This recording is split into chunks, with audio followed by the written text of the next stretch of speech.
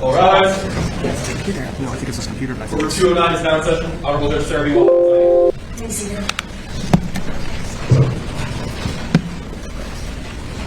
Road number 1203, CD 3257. I don't know how to change it on. Roland Anderson versus. I didn't really understand this. So I can do Your double monitor. May I have experience?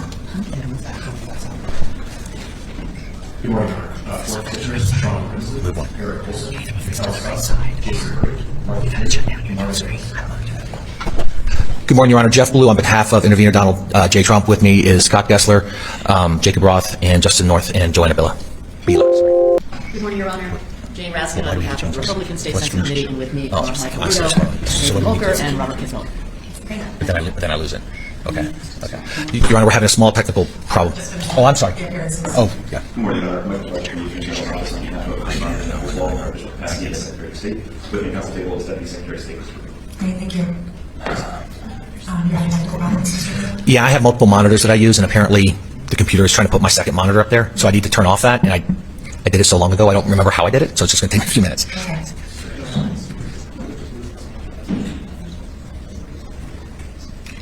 Was he saying something? You can just slide it over, but you want to see. No, but I need to be able to see it. I can't right-click. Push your eyes, just continue right back. I'll just get rid of that regardless. Okay, no. Oh, here we go.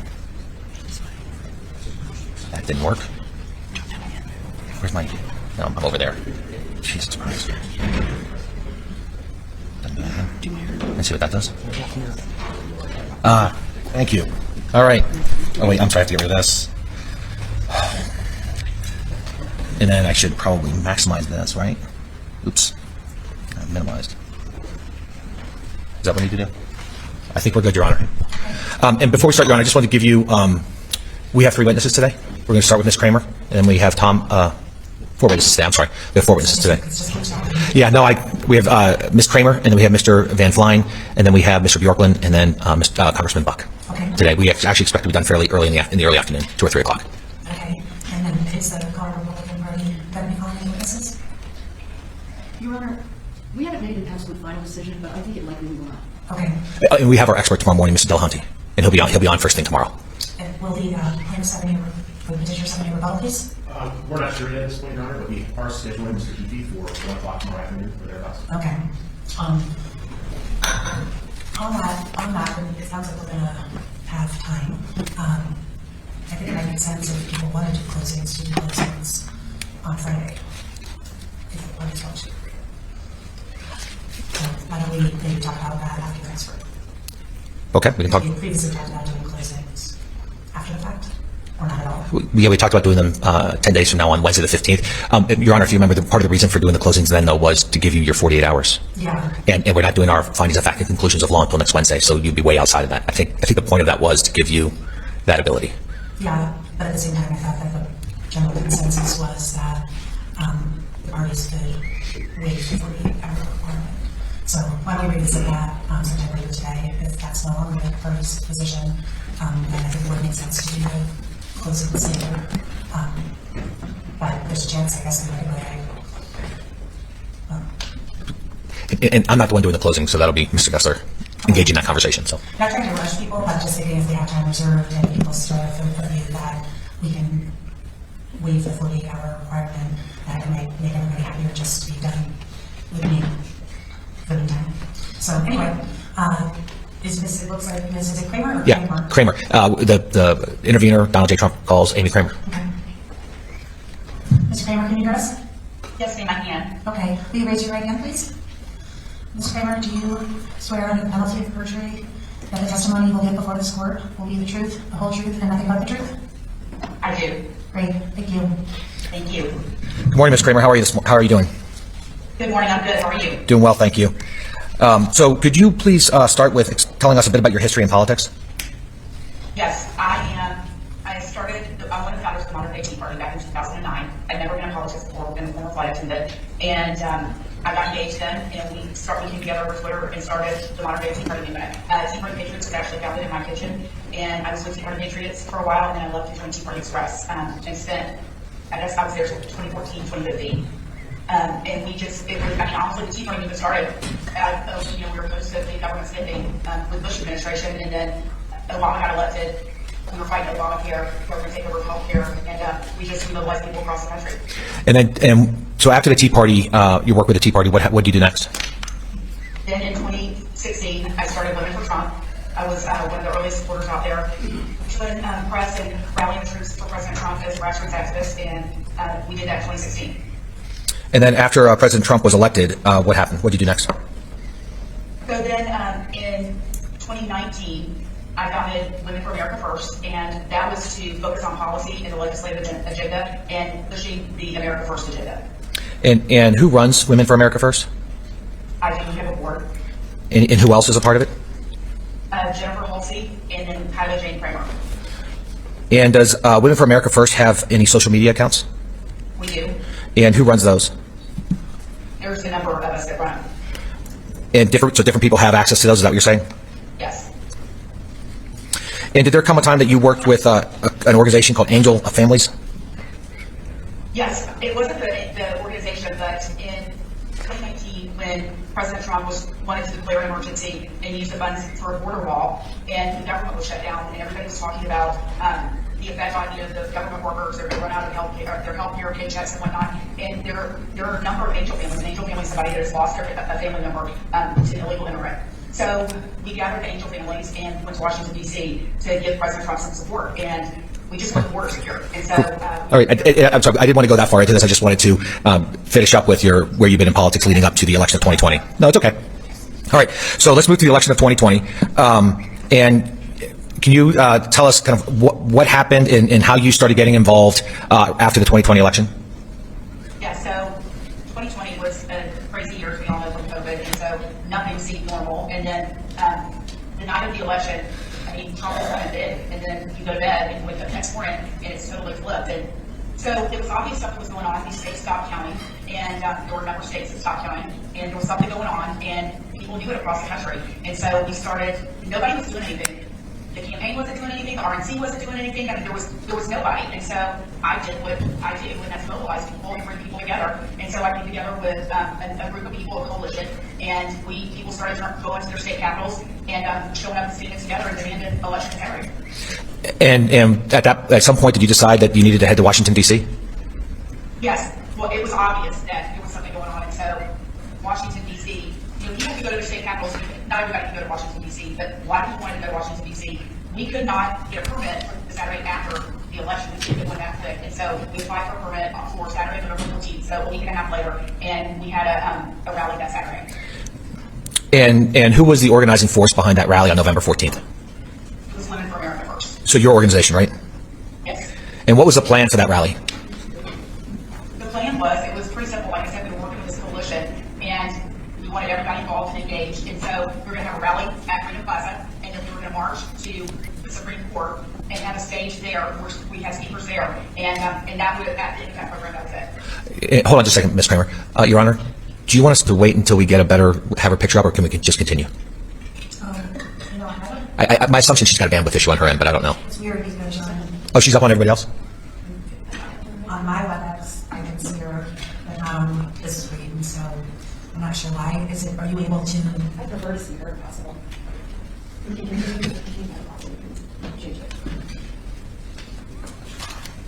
Yeah, I don't know. All of us are looking at ourselves and going, huh? We don't know. So, I can see her on one of my screens and not the other. okay, so why don't we continue, and if we have a problem, if you'll just let me know. Thank you. All right. Ms. Kremer, we're just, for some reason, the screen that the court reporter is looking at doesn't have you, a picture of you, and so she can't read your list, which is part of the process. So we're going to continue, but if you could talk slowly and articulate, then we'll see if we can proceed. If she's still having trouble, we may have to take a break and figure out what's going on. Okay. Yes, ma'am. Thank you.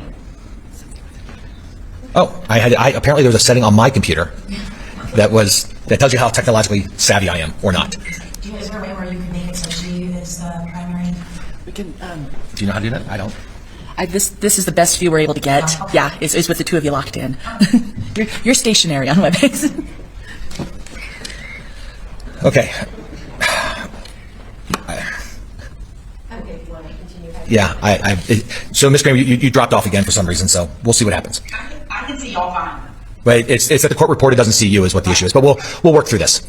All right. So we just talked about the plan. You said there's a coalition of people, of groups involved in the November 14th rally, correct? Correct. And can you tell us who was in that coalition? There was Raymond Straka, Ali Alexander, Tea Party Patriots, Moms for America. I'm trying to think who else. Scott Chrysler was involved. So it's fair to say that there was a fairly large coalition of groups and people, right? Yes, it was a large coalition. Eagle Forum was one. And so when you went, so you started at Freedom Plaza. Who were your speakers at Freedom Plaza that day? Oh my gosh. Well, our team, and then the influencers and coalition that we had brought together. So I think it was like an hour and a half program. And you were doing the short speakers, but you always have way more. And then after Freedom Plaza, I think you said that you marched down to the Supreme Court of the United States. Is that correct? Yes, we marched to the Supreme Court. And you had more speakers there, correct? Correct. Now, can you describe the rally at Freedom Plaza? Yeah, I mean, it was huge, and people came from everywhere, and these are patriotic, freedom-loving citizens that really just dropped everything in their lives at a moment's notice to come to Washington, D.C., because they felt like the election had been stolen. So there was a lot of love there, love of God, love of country, love of each other, and a lot of patriotism, and so it was very joyful, singing, dancing, that sort of thing. And was there any violence that occurred during the rally at Freedom Plaza? No. And so y'all marched down to the Supreme Court, and can you similarly describe the crowd as they marched up to the Supreme Court? I mean, the crowd was very happy, like I said, and people dancing and singing and whatnot, and then we got to the Supreme Court, same type of atmosphere. I mean, these are happy people. They're there because they want to be there, and they're extremely happy and they love this country. So it was the same atmosphere at the Supreme Court. So it was the same atmosphere from Freedom Plaza during the march and at the Supreme Court as well, correct?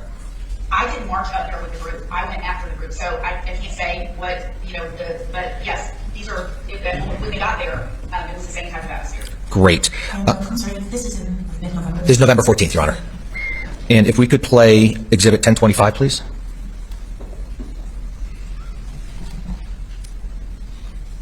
And this is a video, Your Honor.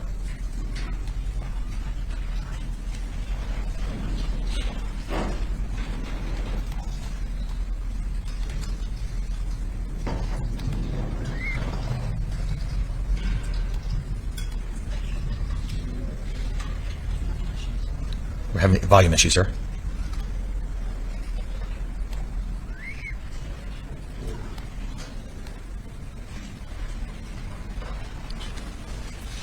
Technology guy.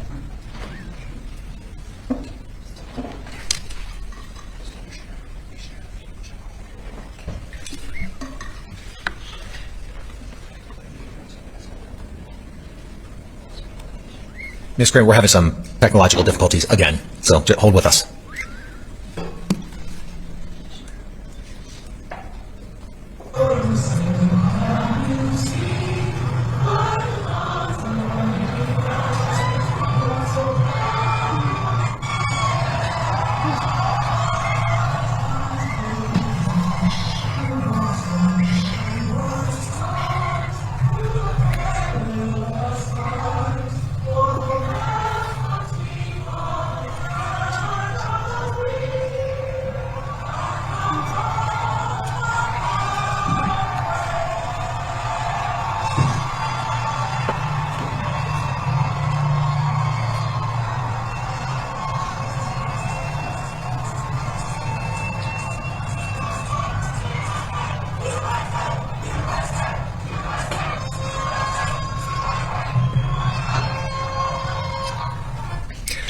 So, Ms. Kremer, you just saw that video, correct? Yes. Okay. Can you tell us what's happening there? Well, that video is actually from December 12th, the second rally that we had. But, I mean, it's the same type of atmosphere. There were just more people December 12th, and we didn't have to fight it. But that, what we were watching was Faye Cagle, who was with our Women for America first singing the national anthem, and they're singing along, and all of a sudden, here comes Marine One, the president, and as you saw that, he flew over twice, and the crowd loved it. They went nuts. And you didn't take that video, did you? No. But you were there when that was happening, correct? Yes, one of my team members took it. And that is a fair and accurate representation of what was occurring at that time, correct?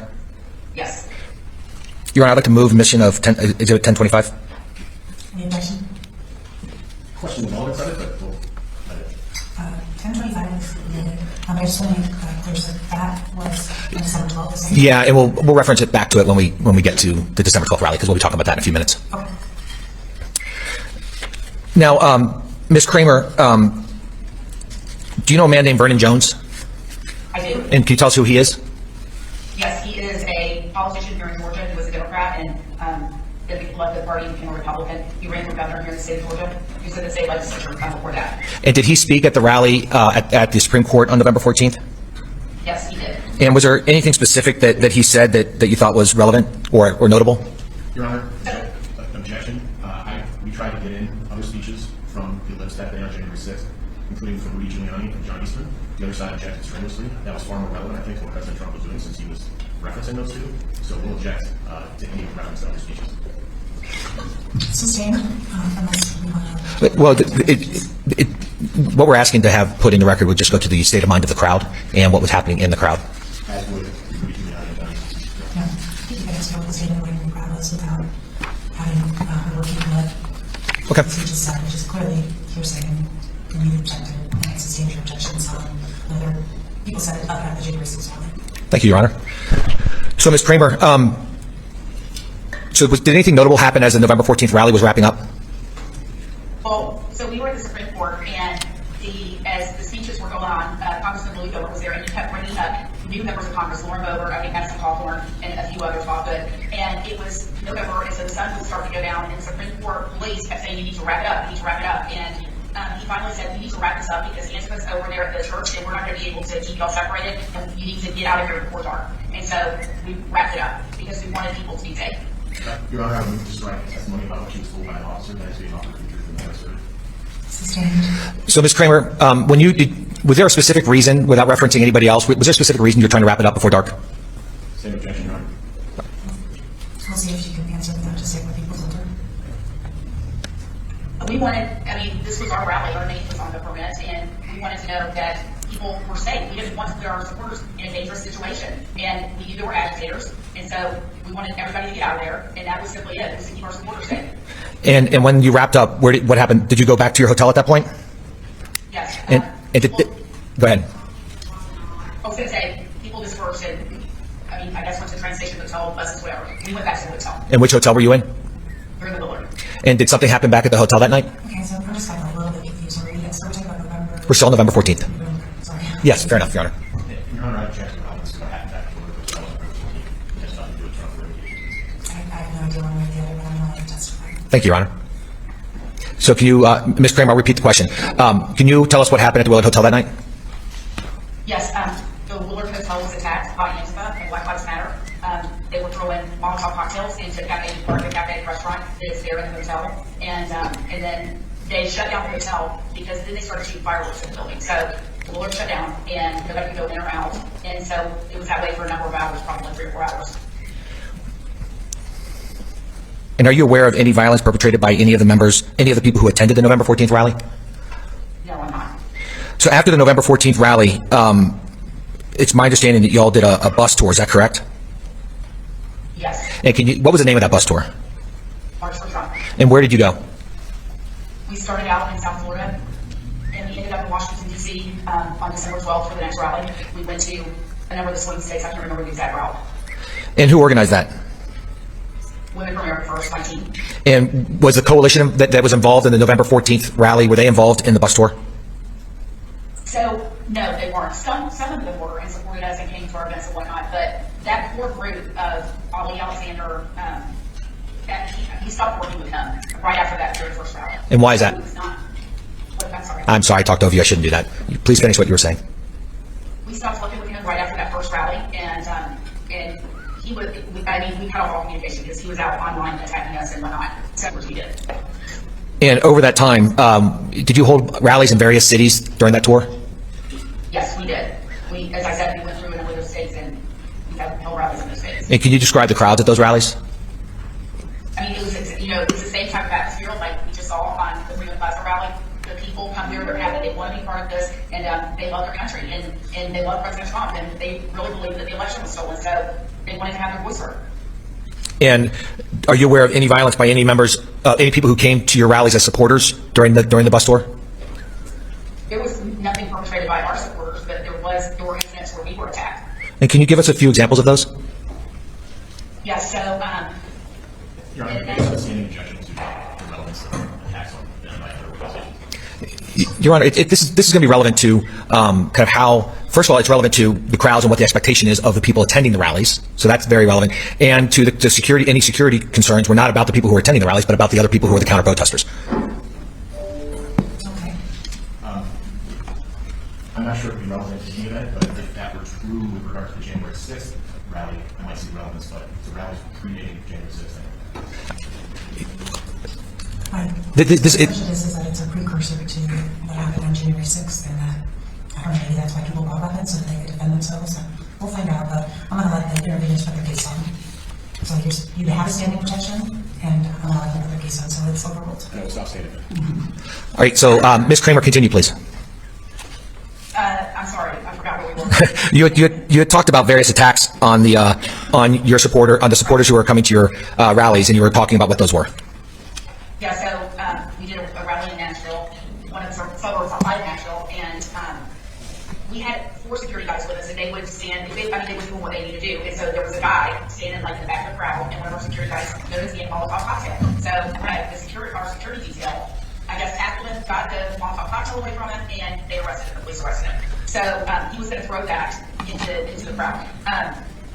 That same rally, there was somebody that ran over Greg's foot, and Greg maced him, and then he hit a car, and the police came and arrested him. We were in Nashville another time. This was before Christmas, and we were doing a canned food drive at a shopping center parking lot, and here comes somebody with a sharpened screwdriver to stab us. And again, our security detail handled it. I mean, they tried to run us, a number of times they tried to run us off the road. So all over the country, but we had our security detail in front and back, and so I mean, nothing ever happened from that. But those are the kind of things that happen. Thank you. And again, did the supporters who were at the rallies engage in any violence? Objection funded. Not to my knowledge. Thank you. And so let's move on to December 12th. December 12th, you all ended up in Washington, D.C. again, isn't that correct? That's correct. And and that was going to be another rally. Can you describe what the plan was for that rally? It was the same plan as November 14th, that we got the permit for Freedom Plaza. We were going to march to the Supreme Court. We had to stay at the Supreme Court, do the same type of program, some of the same speakers. I think we had new speakers too, and that was it. And were any of the former members of the November 14th coalition who you had cut ties with, did any of them speak at the December 12th rally? No, they did not. I wanted at that point to keep ourselves away from the crazies, the agitators like Ollie Alexander and Alex Jones, and so we had cut ties. We were having nothing to do with them, and they were not. We didn't invite them to speak. And what kind of people came to the December 12th rally? They had the people that were there before, exactly the same. Some of the same people were there, and then of course new people. But again, just freedom-loving Americans. I mean, people came, single people, married people. There were sometimes 3 generations: the grandparents, the parents, and the children. I mean, it's a family-friendly type of atmosphere, and so it was the same type of people. Joyful crowd. And did you take any precautions with your buses on December 12th? Yeah. So we were concerned because we knew that Antifa was. Again, they were trying to instigate, agitate, and because of what they did the night of, we didn't have a bus on November 14th, and they attacked the hotel. So my concern was that December 12th, we had 2 buses with us, and these are big buses that are very expensive, and my concern was that the buses would be attacked or vandalized. So we actually parked the buses in Arlington, I believe, so that they would be safe and not right there and open for attack. Great. Thank you. And was there any violence at the rally on December 12th? No, there was not. And we showed a video earlier, which was Exhibit 1025, that was from that rally. And that was a good representation of the crowd during the rally on December 12th? Yes, that was December 12th, and it was an amazing day. And did anything happen as you were leaving the rally, as you're leaving Washington, D.C. later that week? Yeah, so we were actually going to do, we were going to take a big card to Metro PD to say thank you for your service. And on the way there, the bus was attacked. Somebody started throwing burritos at the bus and attacking us. And so one of our security guys got out and handled it, and we were on our way. So I'm going to jump forward now. Well, let me just, after December 12th, you continued the bus tour, isn't that right? Yes, we did continue the bus tour. We took a break there and traveled to the West Coast. Some of the team did not go home because we're in the middle of Christmas. So we did a couple events, went to the West Coast, took some days off, and then started off on the West Coast. And at that point, at what point did you decide to head to Washington, D.C. for January 6th? Well, we had planned, like in November, as this was all happening, even before, I think, November 12th or November 14th rally, we looked at the dates and said, we need to be in D.C. on these 3 days. The day we were there, November 14th, and then we picked December 12th, the Saturday, because we wanted as many people to come on the weekend as we could. And I think it was December 14th was the day that the states were going to certify their slate of electors. And so we picked December 12th, and then January 6th was the day that the Electoral College certification would happen. So we had decided that. I mean, we knew that this movement, it was a movement, and we knew that those were the 3 dates, and so that's when it was decided. And who was in charge of organizing the rally in January 6th when you first started planning it? So when we first started planning it, it was that we were going to do the same exact thing. I mean, what we did worked. I mean, it was 2 beautiful days, with great events. And so we were going to do the same thing back at Freedom Plaza, march up to the Supreme Court, hold an event, at the Supreme Court, maybe with speakers, and then wrap up.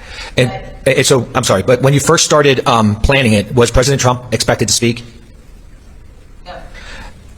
And then, and let's step back a bit. I'm sorry. So before President Trump agreed to come speak at the rally, where was it planned to be held?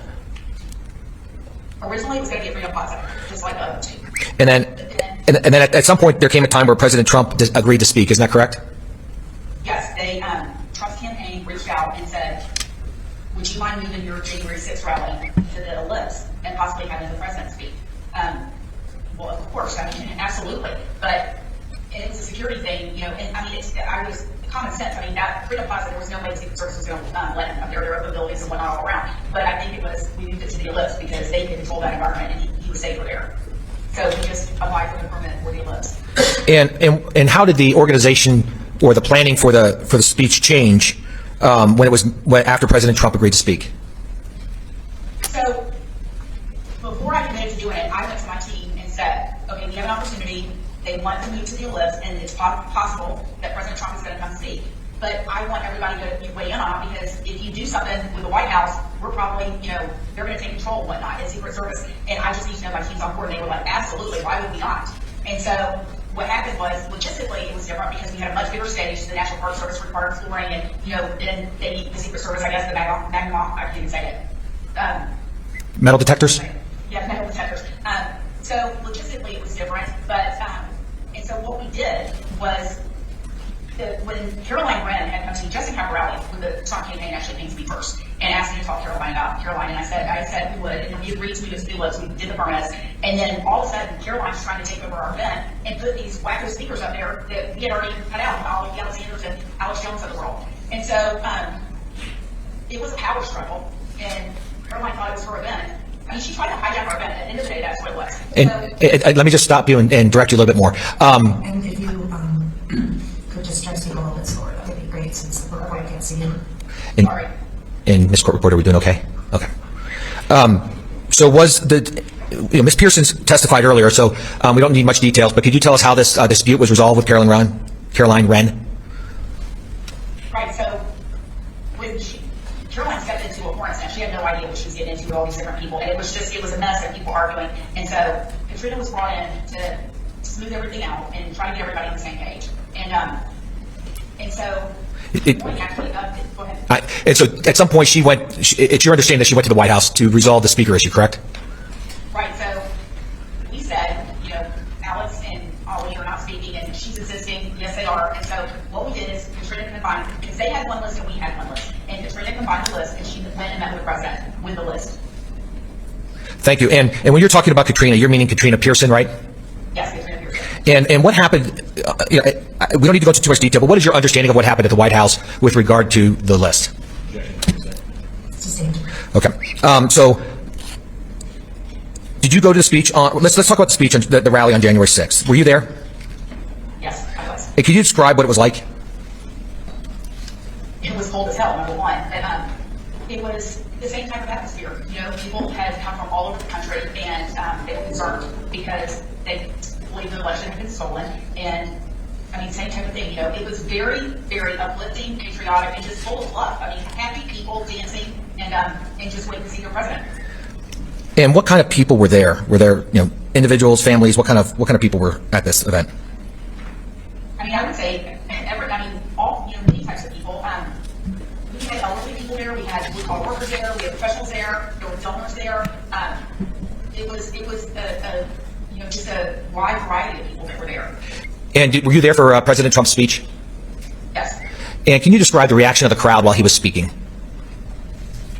Well, these people love President Trump, and so they couldn't wait to see him. And they're cheering for him. And when he does his speeches, he plays off the crowd, and they're very reactive. And so it's the same type of thing. It's the same type of thing that you see at a Trump rally. And were you seeing any anger in the crowd? No, not at all. And as you were listening to President Trump, did you get the feeling that he was telling people to storm the Capitol? Absolutely not. Absolutely not. And when he talked about fighting, what was your understanding of what he meant? Was he looking for physical fighting, or was he looking for political? No, he was like metaphoric, political. We say fight like hell all the time, or we never back down, continue to fight. That is not physical fighting. That's metaphorical. And so as President Trump was making his speech, I want to kind of do this again, and making the statements about fighting, how was the crowd reacting to that? I can't remember specifically, but I'm sure they cheering him on, agreeing with him and encouraging him, that sort of thing. And then after President Trump finished speaking, what was the emotion of the crowd that you could see? People were happy. They came there, the president was there, they came there to see their president. Many people had never been to Washington, D.C., so it was like a highlight of their life, and people were just happy that the whole event was a fantastic event, and lots of love. Okay, if we're going to play a few videos for you here, could you pull up 1023, please?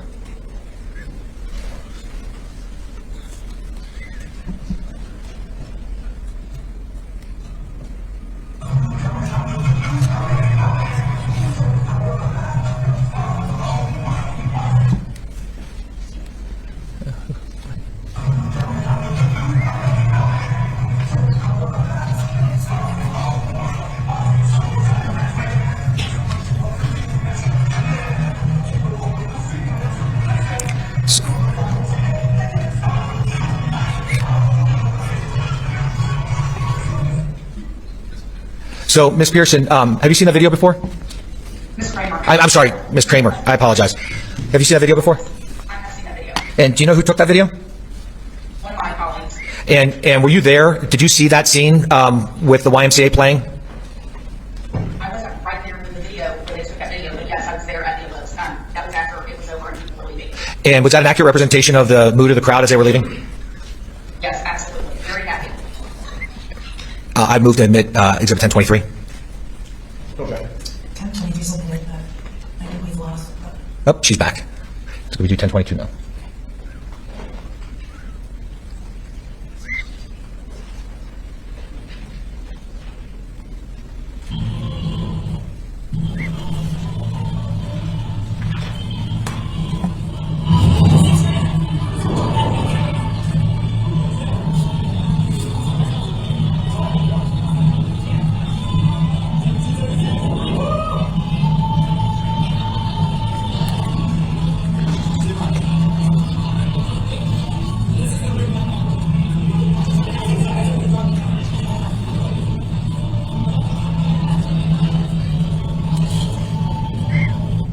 So, Ms. Kremer,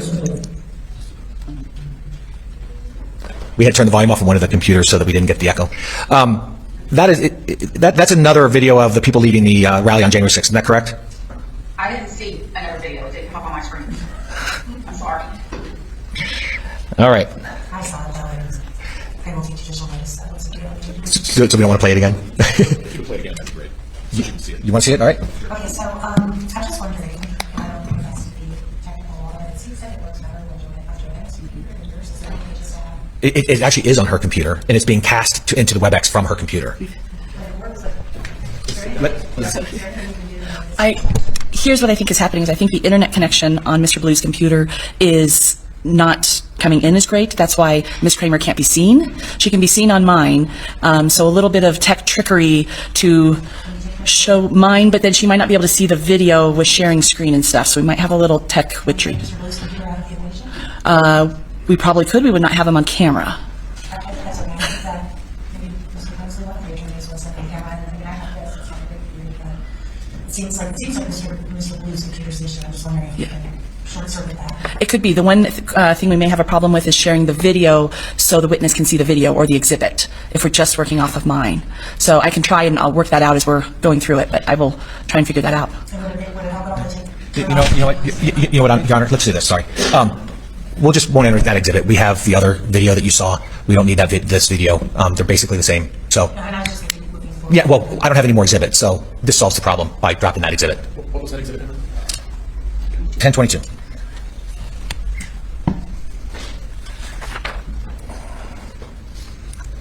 So, and Ms. Kremer, just to finish up here, it was. Can you again describe the mood of the crowd as they left the ellipse on January 6th, please? People were happy.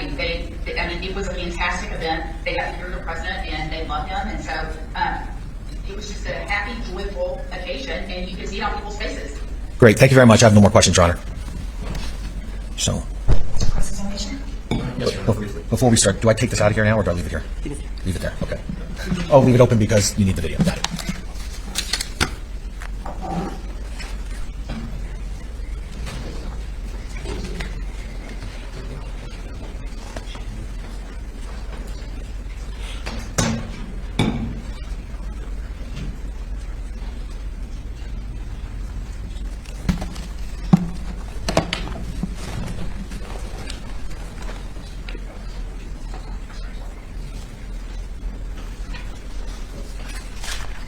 Good morning, Ms. Kremer. Good morning. Is it still morning for you? Yeah, for another hour. At the ellipse for the speech, you were actually standing at the stage, right? Right, I was standing off to the right of the stage. And it was pretty cold, Very cold. and you wanted to get out of there, basically, once the speech was done. Yes. And you did get out of there once the speech was done. You went back to the hotel, the Willard. Yes, but I was one of the last ones there. But you didn't march to the Capitol or go along with the people who were marching to the Capitol in that exhibit 1022 that we in this courtroom saw, but you did not. No, I did not march to the Capitol. I'd like to show you exhibit 165, starting at 143 in the video. See if you saw this.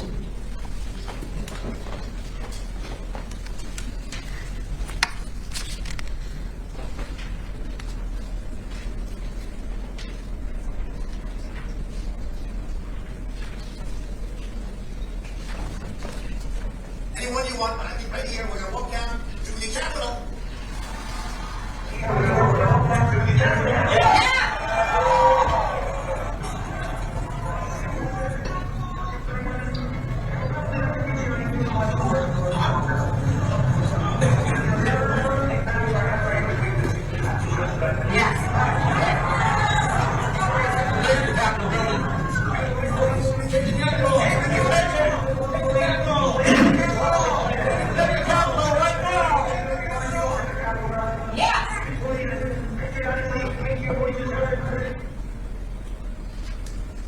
Now, Ms. Kremer, were you able to hear what they were saying there? I've never seen that video before, and when you're asking me what it was saying, the people that were holding the camera or the crowd? The people holding the camera, the people in the crowd around them. Have you seen that video before? I have not seen that video before. That video is from the ellipse during the speech, correct? If you say so. Now, you were standing on the side of the stage, so you weren't out beyond where the magnetometers were you? No, I was not. And you didn't have good visibility into who was out there beyond the magnetometers, did you? At that time, no. When I stood on the stage, I could see it was a sea of people and American flags and Trump flags as far as I could see. Yeah. I could see their faces, no. And there were people, well, you recall the setup, there were some people inside the magnetometers and some people outside the magnetometers who didn't come in. Yes, that's correct. And from your vantage point, you couldn't tell whether those individuals outside the magnetometers were armed. No. You had talked about some wackos. I think you referred to them, Alex Jones and Ali Alexander. Yes. And why do you call them wackos? I mean, they just, they're flamethrowers, bombastic flamethrowers, and I mean that metaphorically, but, and agitators, they want to get everybody riled up, and so I'm not like that, I don't like that, and I just didn't want to be part of it. Well, you do know that even if they didn't speak that day, both of them encouraged their supporters to come to the ellipse speech on January 6th. Okay, I mean, I assume they did, but they were also trying to undercut all our efforts. So holding events at the same time in another location. So I mean, I don't know what they were doing. And you have no idea whether and to what extent their supporters were standing outside the magnetometers and were armed, do you? No. And you have no idea whether President Trump had been in communication with Ali Alexander or Alex Jones prior to the ellipse speech, do you? No, I don't. But I know that he chose for them not to speak on the stage that day. Well, he had originally wanted them to, but then there was a reconciliation and the decision was made that they wouldn't speak, but I don't think he wanted to. Hold on just a second, Mr. Kramer. I'd like to answer your question, and I will do my judgment. somebody wanted them to speak that day, and there was a reconciliation at some point, right? Where there was a decision made that they wouldn't speak? So you want to just make sure the question's not that President Trump wanted them to speak, but that somebody did. Is that correct? Somebody, to your knowledge, did. Maybe you don't know who, correct? Caroline Wren wanted them to speak. She was working with them. It was Caroline Wren, and when Katrina merged the list and went to the president, we said no. You're familiar with a group called the Proud Boys? I am now. The Oath Keepers? I am now. The 3%ers? I am now. You don't know whether and to what extent any individuals from those groups were present at the ellipse that day, do you? I have no idea. And they could have been standing outside the magnetometers armed and ready to go to the Capitol, right? I mean, I guess they could have. I'd like to play Exhibit 1022, which was the exhibit that counsel during direct attempted to play. Hopefully you can see it this time. And I want you to listen around 20 seconds in what you can hear some people say.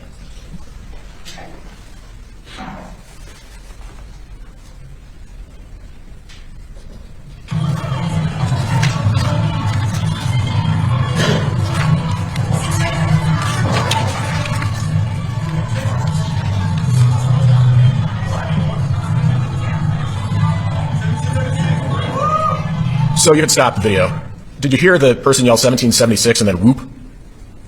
Yes. Now, you weren't there marching to the Capitol. You were going back to the Willard or already at the Willard at this point? Yes, I went back to the Lord. Okay, so you don't know what that person meant when they were saying 1776 whoop. And while somebody is carrying a "Don't Tread on Me" flag. No. Now, you had said that individuals at these rallies were patriotic, freedom-loving citizens, and I think you may have referred to them in one of your tweets as happy warriors. I'd like to show you Exhibit P94, a clip from that. P94A, please.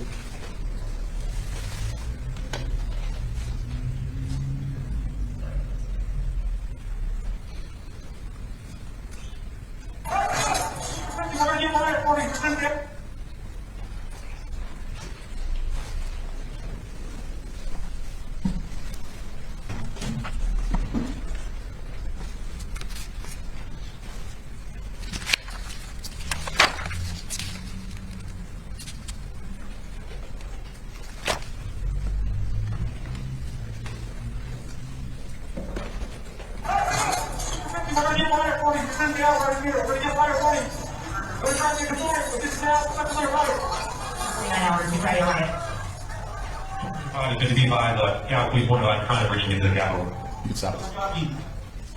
Were the individuals attacking the police officers in that video patriotic, freedom-loving citizens and happy warriors? I would say those that were doing that, no. Okay, let's play 94B, please.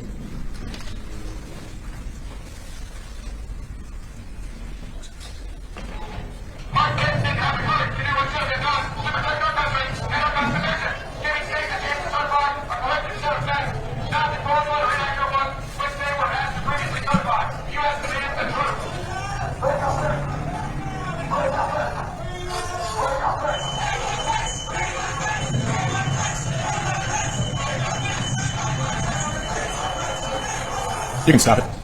Were the individuals you saw there attacking the Capitol and chanting "Hang Mike Pence," patriotic, freedom-loving citizens and happy warriors? I would say no, they weren't. But I mean, I can't speak to who was there and what everybody was doing. I mean, so the first time I've seen that video. You were at the Willard at that time, huh? Yes. Let's play 94C, please.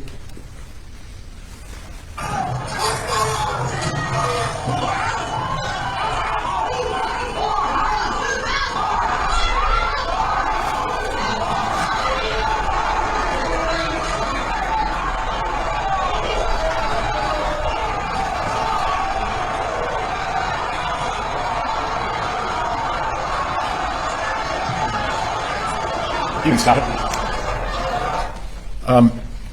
Ms. Kremer, the individuals you saw in that video, were those patriotic, freedom-loving citizens and happy warriors? I can't speak to everyone in that crowd, but the people that reached the Capitol, no, they were not happy warriors. And they were not patriotic, freedom-loving citizens either, were they? No. And that's true of everybody who breached the Capitol, correct? What's the definition of breach? Because people went into the Capitol and they were invited in, the doors were open and they were invited in. Did it look like in that video that you just saw, P94C, that any of those individuals had been invited in? No. So all of those people you just saw in P94C, you would agree, are not patriotic, freedom-loving citizens or happy warriors? Objection, Your Honor, false speculation. She was asked many questions about the mood of the crowd and who was there and grandmas and grandpas, and I think it's... Your Honor, I just say correct on that in response, please. He has made very clear that she was at the Willard when these videos were taken and not there when those videos were taken, whereas the previous questions were about the rally and other rallies that she was actually present at.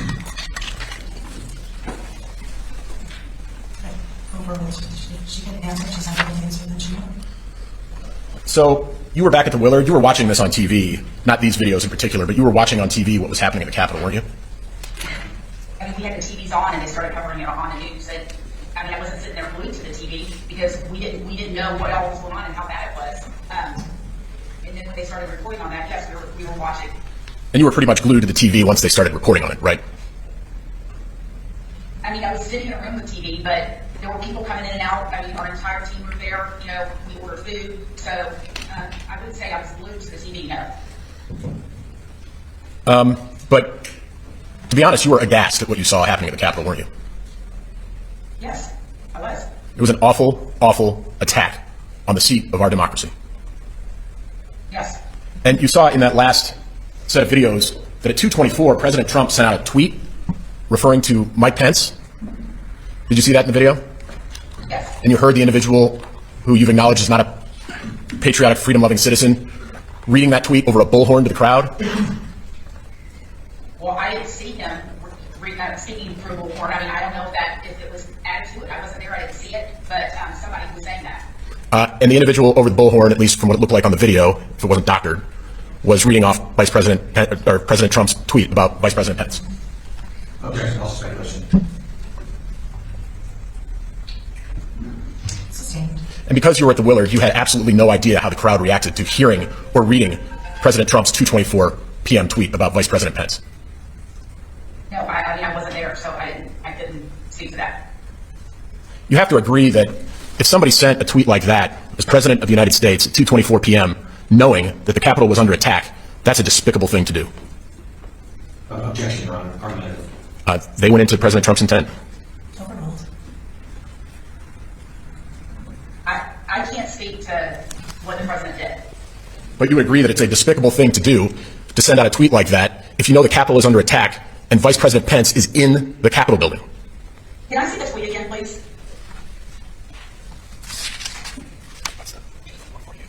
Yes, it'll just take a minute to pull it up. I'm sorry. No, that's perfectly fine. Pull up P94B and just pause it.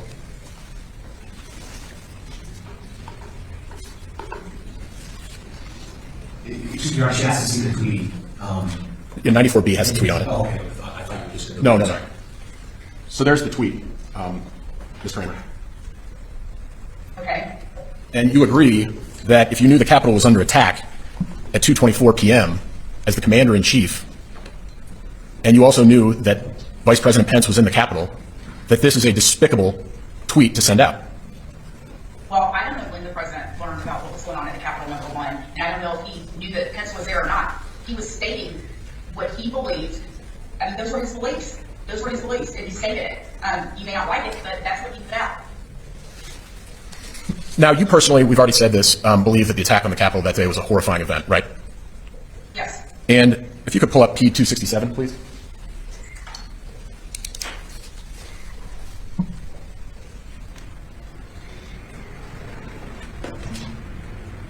And this is a tweet, I think, from you on January 6th at 6:24 p.m. Right. And you say, I think today signified the end of the Republican Party. And you have a photo of the crowd basically heading into the Capitol, right? I have a photo with a sea of people. I don't know that they were heading into the Capitol. Well, It was a sea of people. why'd you say today signified the end of the Republican Party? Because actually, actually, that day, the RNC had done nothing through this entire time, the 2 months, 8 weeks, whatever it was. The RNC had done nothing. They had not reached out to us for support. They had, not had to speak our rallies, absolutely nothing. It was fundraising off of election integrity. And then that day, which was a big day, Juan and Daniel, no one was there from the RNC. They were on Amelia Island at the Ritz-Carlton for their winter retreat. So people were already mad at the Republican Party. And I said, I think today's by the end of the Republican Party. So your view is it was a bad day for the Republican Party, not because there was an attack on the Capitol, but because the RNC wasn't there? I think they're two different things. I mean, I can think it was a horrible attack on the Capitol, and the RNC has nothing to do with that. Now, you, to this day, believe that anyone who thinks there was an insurrection on January 6th is an idiot. There was no insurrection. Pull up P273, please. And is this a tweet from you, January 1st, 2022? Or it's a getter. I didn't even know that was a thing, so I apologize. Yes.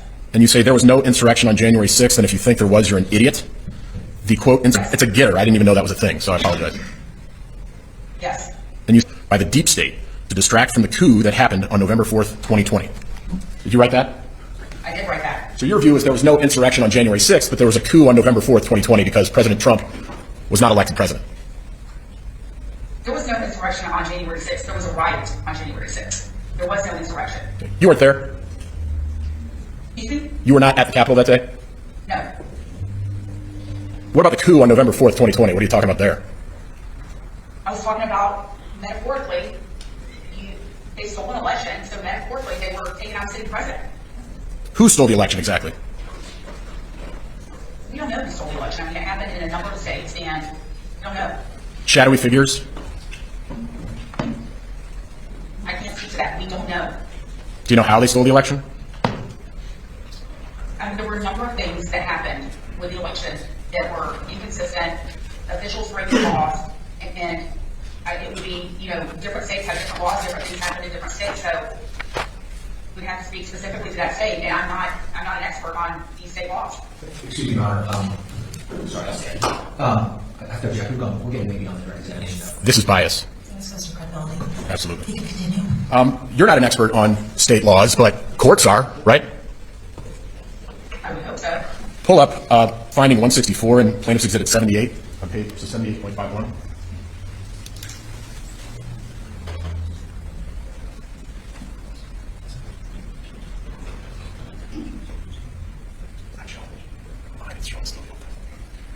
Do you see a set of findings there? I do. And finding, Sure, I can read them. if you could blow up finding 164, please. Your Honor, again, this is looking on the direct, and she was talking about, basically her testimony today was talking about people that were coming to rallies and she was seeing. We are now getting into all sorts of other areas, and I know you said it's credibility, but I'm not sure how. Well, she testified at the beginning of her testimony that the reason that they were having all the rallies was because the election had been stolen.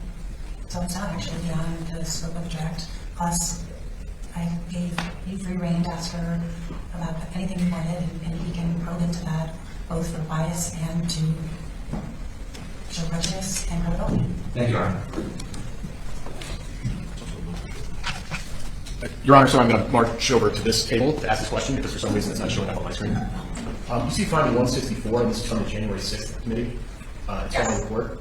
It says in total, the Trump campaign and allies of President Trump filed 62 separate lawsuits between November 4th, 2020 and January 6th, 2021, calling into question or seeking to overturn the election results.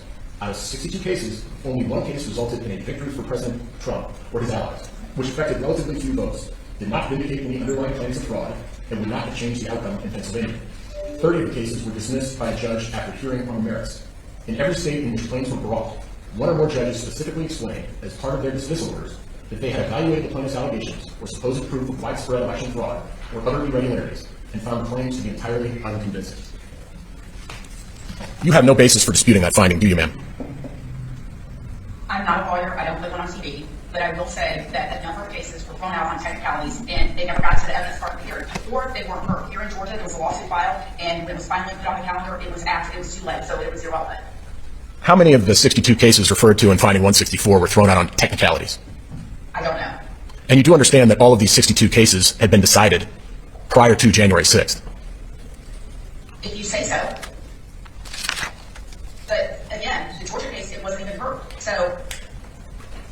There were Georgia cases that were heard, though, weren't there?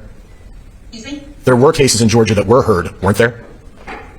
I'm not sure, but I know the main case was not heard. Pull up Plaintiff's Exhibit 271, please.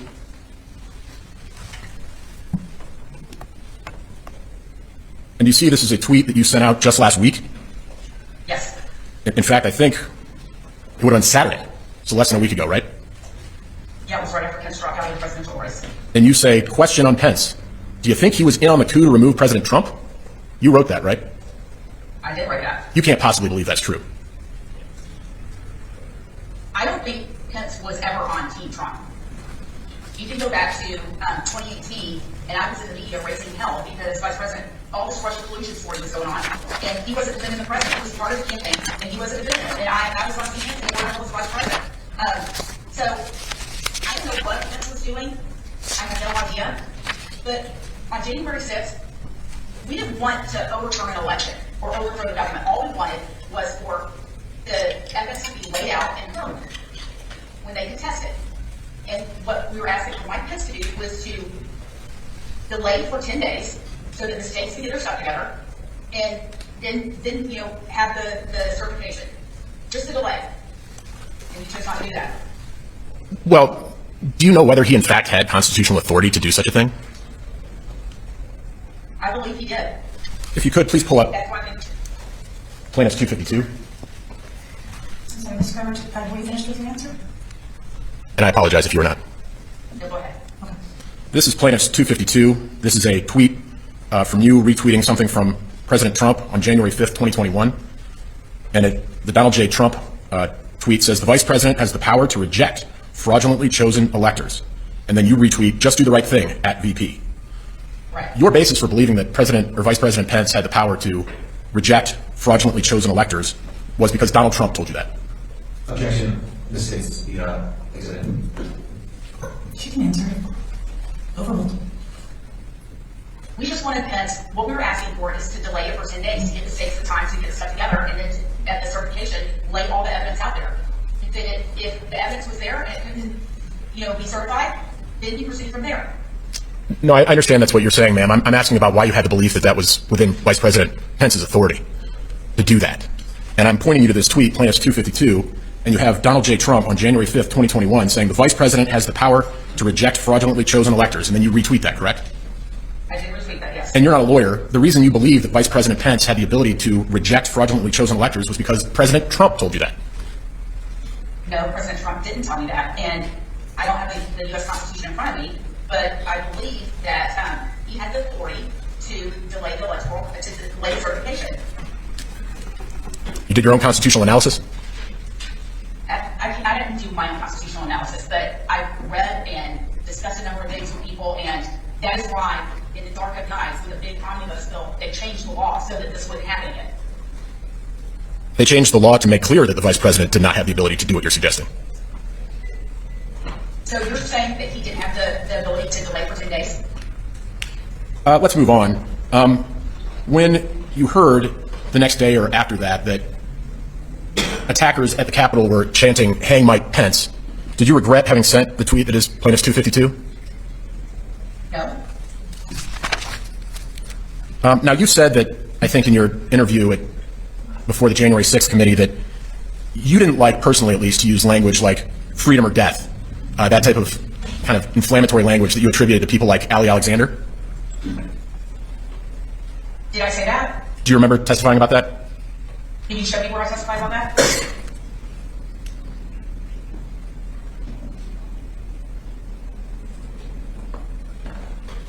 Could you go to page P241, exhibit Plaintiff's 241, page 27?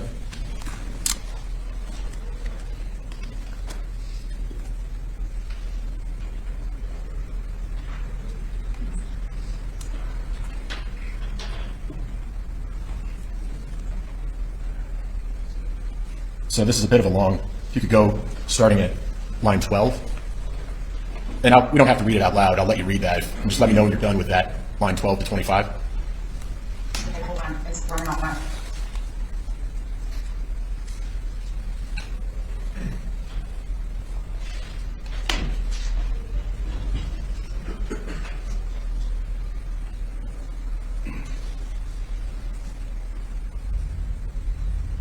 you want me to read to? From lines 12 to 25. Yes, okay. I've read them. Okay, let's go to the next page and go blow up the top. And if you could, well, so on the next page, you were asked, okay, all right, so the type of language you would use, I think you said victory or death, that. You say, yes, that language. And you're talking about Ali Alexander here? Yes. And the question then is, yeah, using language like that gave you a concern about, as you said, inciting. And I guess it wasn't the way you spoke about things, I guess. Is that right? Your answer? Yeah, I'm not like that. And I mean, I guess I would probably be, I'm passionate, I'm very passionate, and I mean, I can get people fired up. But I'm not going to go out there and say victory or death. I mean, that's just, to me, that's ridiculous. And you don't know if somebody's going to take it seriously, right? Literally. So I'm not a fan of that. Did you give that answer in your interview? I did. And you were concerned that, from the page before, that rhetoric like that could incite people to violence? I don't think that is helpful, yes. You actually said inciting on the page before? Right? So rhetoric like that can incite people to violence? That's what I said. Now, you'd be especially worried if somebody as powerful and as popular as the President of the United States used rhetoric like that, wouldn't you? I mean, a number of people use rhetoric like that. I personally do not. But given your concerns that such rhetoric could be viewed as inciting violence, you'd be quite concerned that somebody who had the biggest bullhorn, probably in the history of the world, saying things like that. I would never be concerned about President Trump inciting violence. He wouldn't do that. That's not how he is. Let's go to Plaintiff's 148, page 49, the tweet at the bottom.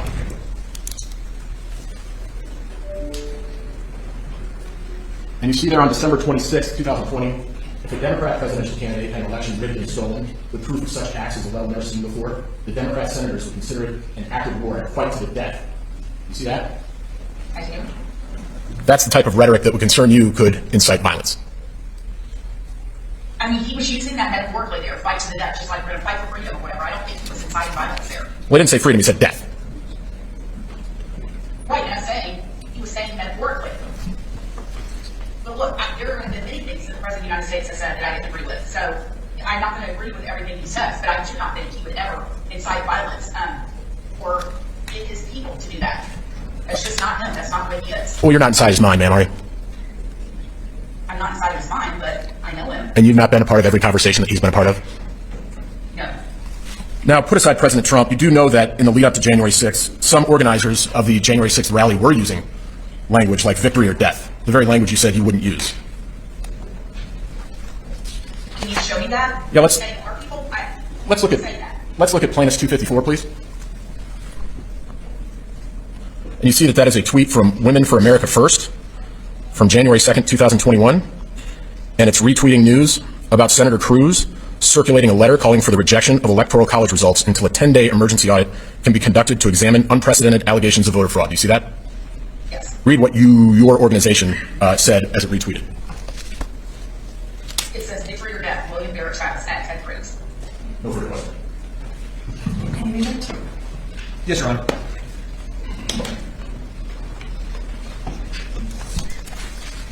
Could we go back to Exhibit 148, page 49, please?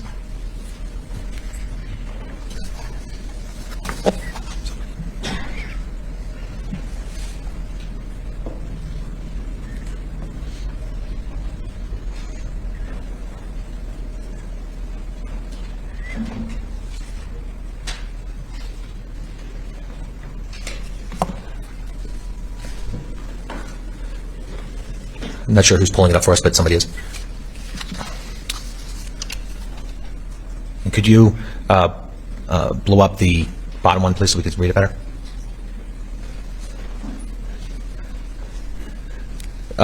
Ms. Kremer, isn't President Trump in this tweet talking about how Democratic senators would react? Yes. And he's not telling his supporters to react this way? Right. Now, you had strong views on the 2020 election about whether it was stolen, don't you? I do. And you were the organizer of a bunch of rallies leading up to January 6th and on January 6th, weren't you? Yes. And you did everything in your power to keep all those things peaceful, didn't you? Sustained. How did you make sure, how did you want your rallies to go forth? What was your plan for them? All of my rallies, I mean, I've never had any violence from Tea Party days up through this point. I mean, we are peaceful, happy warriors, and that's just not who we are. Thank you. So I would have to stay that way. Thank you, ma'am. No more questions. And one housekeeping matter. we'd like to move to admit Trump's exhibit 1022. So they tried to play it, and you later prosecute. We won't object. 1022 is approved. All right. Did anybody else have any questions for Ms. Kremer? We have none, Your Honor. Ms. Kremer, thank you so much for your testimony today. You are released. Thank you, ma'am. So, Your Honor, our next witness is Tom Van Flein. He will be remote as well. And why don't we, so you can get set up and make sure he's actually there. We'll take our morning break a little bit early and reconvene at 9:55. Great. Thank you very much, Your Honor.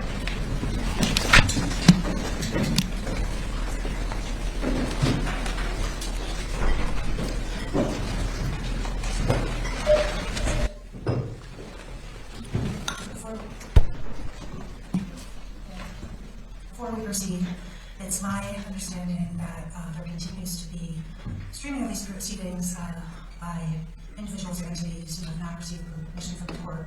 And from Chief Justice Directive 2303 put out by the Colorado Supreme Court, which specifically says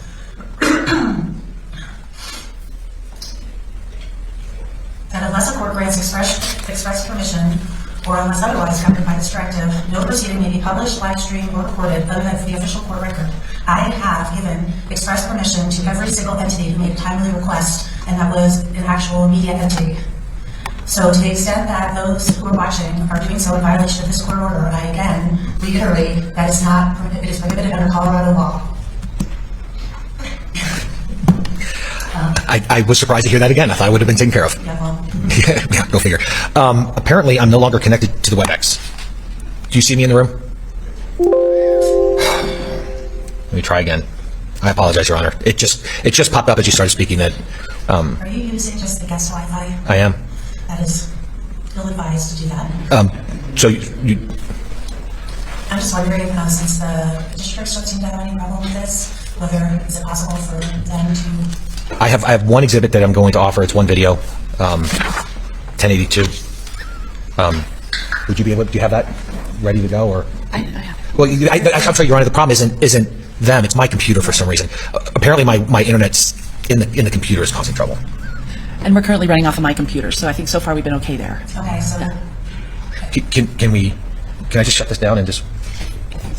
Okay, we're gonna just try it this way, Your Honor. okay, We'll see what happens. yeah, I mean, I see them. Right, I see him up there. Okay. He just won't be able to see me. Okay, well, he actually, I guess maybe he can from that camera. yeah, if he sees what I see, he can see me. So Okay, great.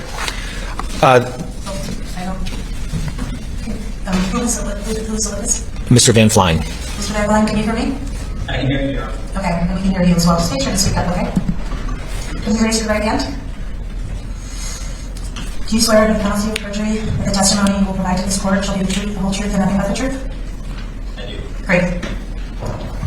Thank you for making time for us today, Mr. Van Flein. Absolutely. And just try to stay fairly close to the microphone so the court reporter can hear you if you don't mind. All right, I'll try to speak up. Thank you very much. Thank you, sir. So, Mr. Van Flein, can you tell us what your job is currently? Currently, I am General Counsel and Chief of Staff for Congressman Gosar from Arizona. And how long have you been in that position? Since approximately 2012. I'm sorry, you said Congressman Gosar? Congressman Gosar, yes. GOSAR, is that what you said? I did, yes. Thank you. On January 6th, were you in Washington, D.C.? I was. And at some point, did you go to the Ellipse for the rally that was there? I did. I did get to the rally about 8:30 in the morning. And why were you going to the rally that day? We had been invited to attend, and it was merely to show support at a rally, basically, with some speakers. There was obviously an electoral count proceeding later that afternoon, and this rally was, I think, done in anticipation of that to highlight what was going on in Congress that afternoon.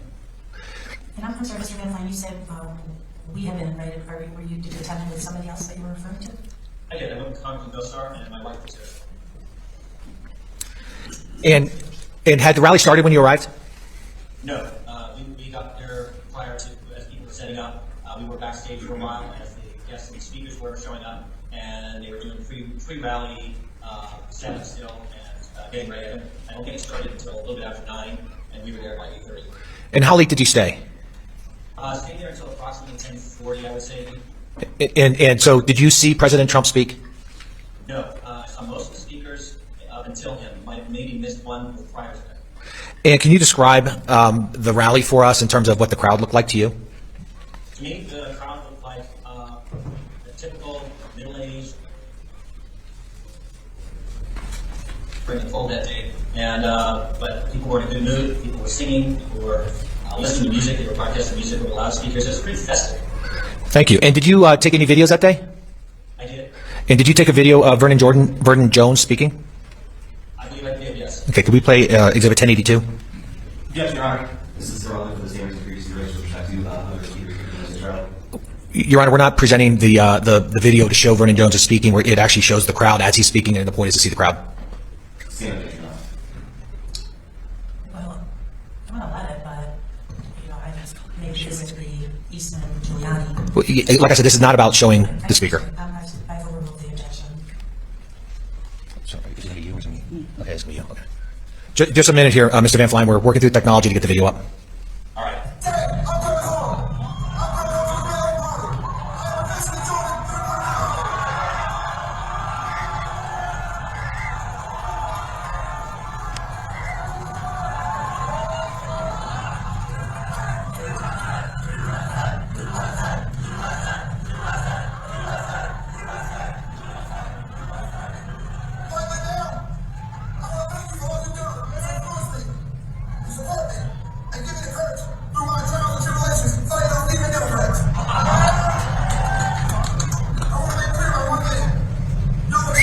So, Mr. Van Flein, in that video, you panned around to the crowd.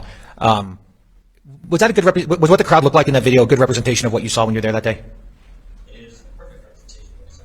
And can you describe again for us how you view the crowd that you saw in the video? The crowd that I saw was next to. You're gonna have to speak up or get closer to the microphone, Mr. Van Flein, sorry. Okay, the crowd that I saw that I walked through on my way there and walked through on the way out and was next to was just that way. They were cheering, they were chanting USA, sometimes broke out singing or praying, and it was, like I said, more like a festival than a rally. There was no anger. And did you see any hate or anger among the crowd at all? Not when I was there.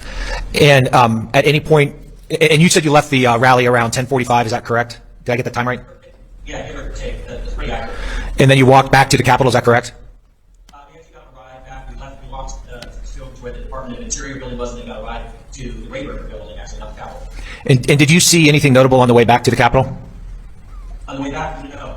Things were still very calm. There were, isolated groups of people walking.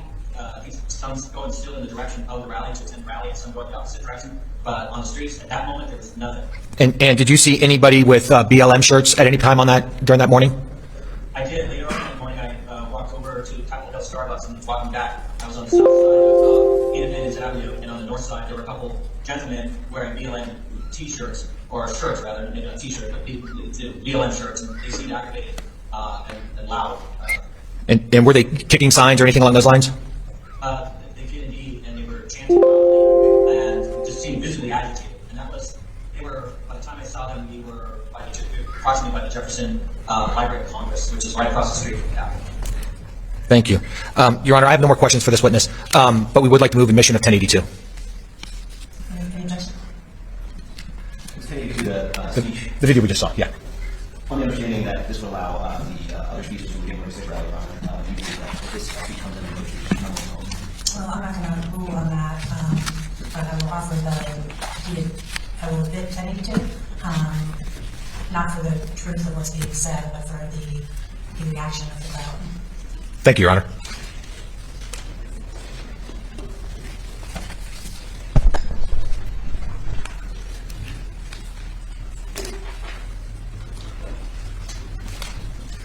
Good afternoon, Mr. Van Flein. Good afternoon. So, there were thousands of people at the Ellipse rally, is that fair to say? That is fair to say. And you had no way of knowing what each one of those thousands of people were doing throughout the day, did you? No. And you had a limited vantage point. You were only able to tell what the people in your immediate area were doing at any given moment, right? Absolutely. And about how long were you at the Ellipse rally? Approximately 2 hours. And what was the time frame there? Roughly 8:30 to 10:30 or 10:45, in that range. Okay. And you testified that the crowd that you saw at the Ellipse rally, at least from your vantage point, was peaceful. Is that accurate? That is accurate. Are you aware that the Secret Service confiscated hundreds of weapons from rally attendees that passed through security that day at the Ellipse rally? I'm aware that was debunked, from my understanding. Well, let me show you some findings from the January 6th Select Committee. Can we pull up Exhibit 78, Finding 107?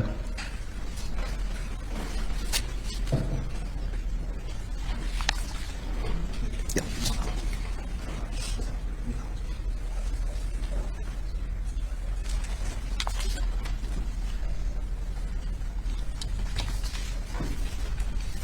Can you see that on your screen? Yes. So do you see that the list of confiscated weapons included 242 canisters of pepper spray?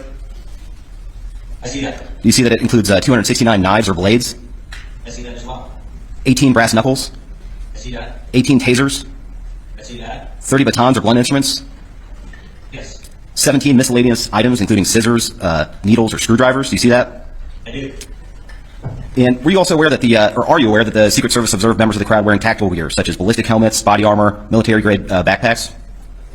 Maybe I saw none of that. I will say, as for the finding 107 here, the only thing that is concerning are the brass knuckles, which are contraband, and the gas masks. Anyone who would bring gas masks suggests they had some advanced knowledge that it might be tear gas or some chemical to be sprayed. But as far as the pepper spray, a knife, a taser, these are commonly used by many people, particularly women, in Washington, D.C. for self-defense and whatnot. None of that is illegal or wrong. So you acknowledge that if people had gas masks there, they probably had some forewarning that there would be tear gas there deployed that day?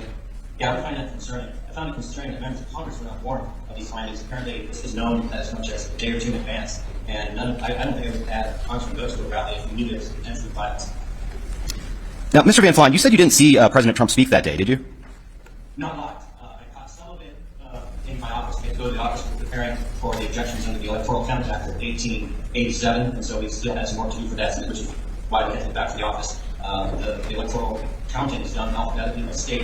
In Arizona is one of the first ones to be called, so we have to be ready to go by one time. Understood. Okay, so I want to show you some of the crowd's reactions to President Trump's speech at the Ellipse. Could we pull up Exhibit 165, starting at time marker 143? Anyone you want, but I think right here we're going to walk down to the Capitol.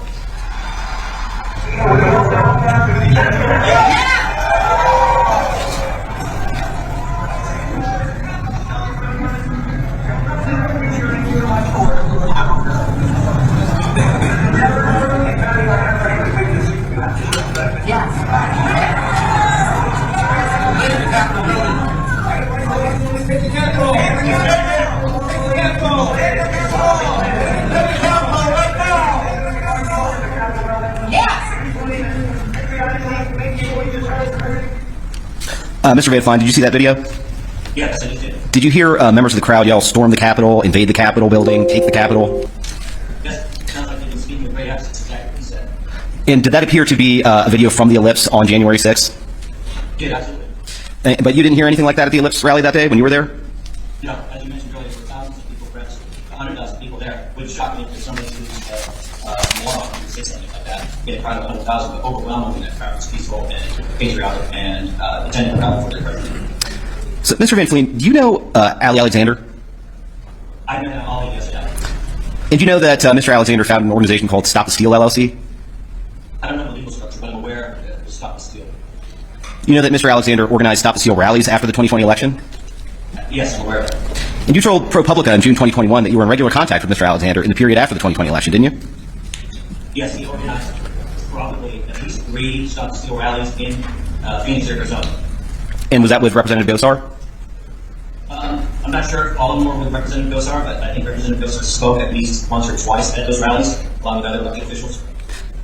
You told ProPublica that, quote, Ali was very talented and put on some very good rallies on short notice, and that they had a, quote, great turnout. Is that right? Yes, this is about Arizona. He is talented. Okay. About how many communications did you have with Mr. Alexander between Election Day 2020 and January 6, 2021? I do not know that. Would you say, if you had to ballpark it, dozens? Are we talking like phone calls, text messages, in-person meetings, all communications? All of the above. I would say at least a dozen. At least a dozen. Are you aware of the violent rhetoric that Mr. Alexander used at Stop the Steal rallies in the lead up to January 6, 2021?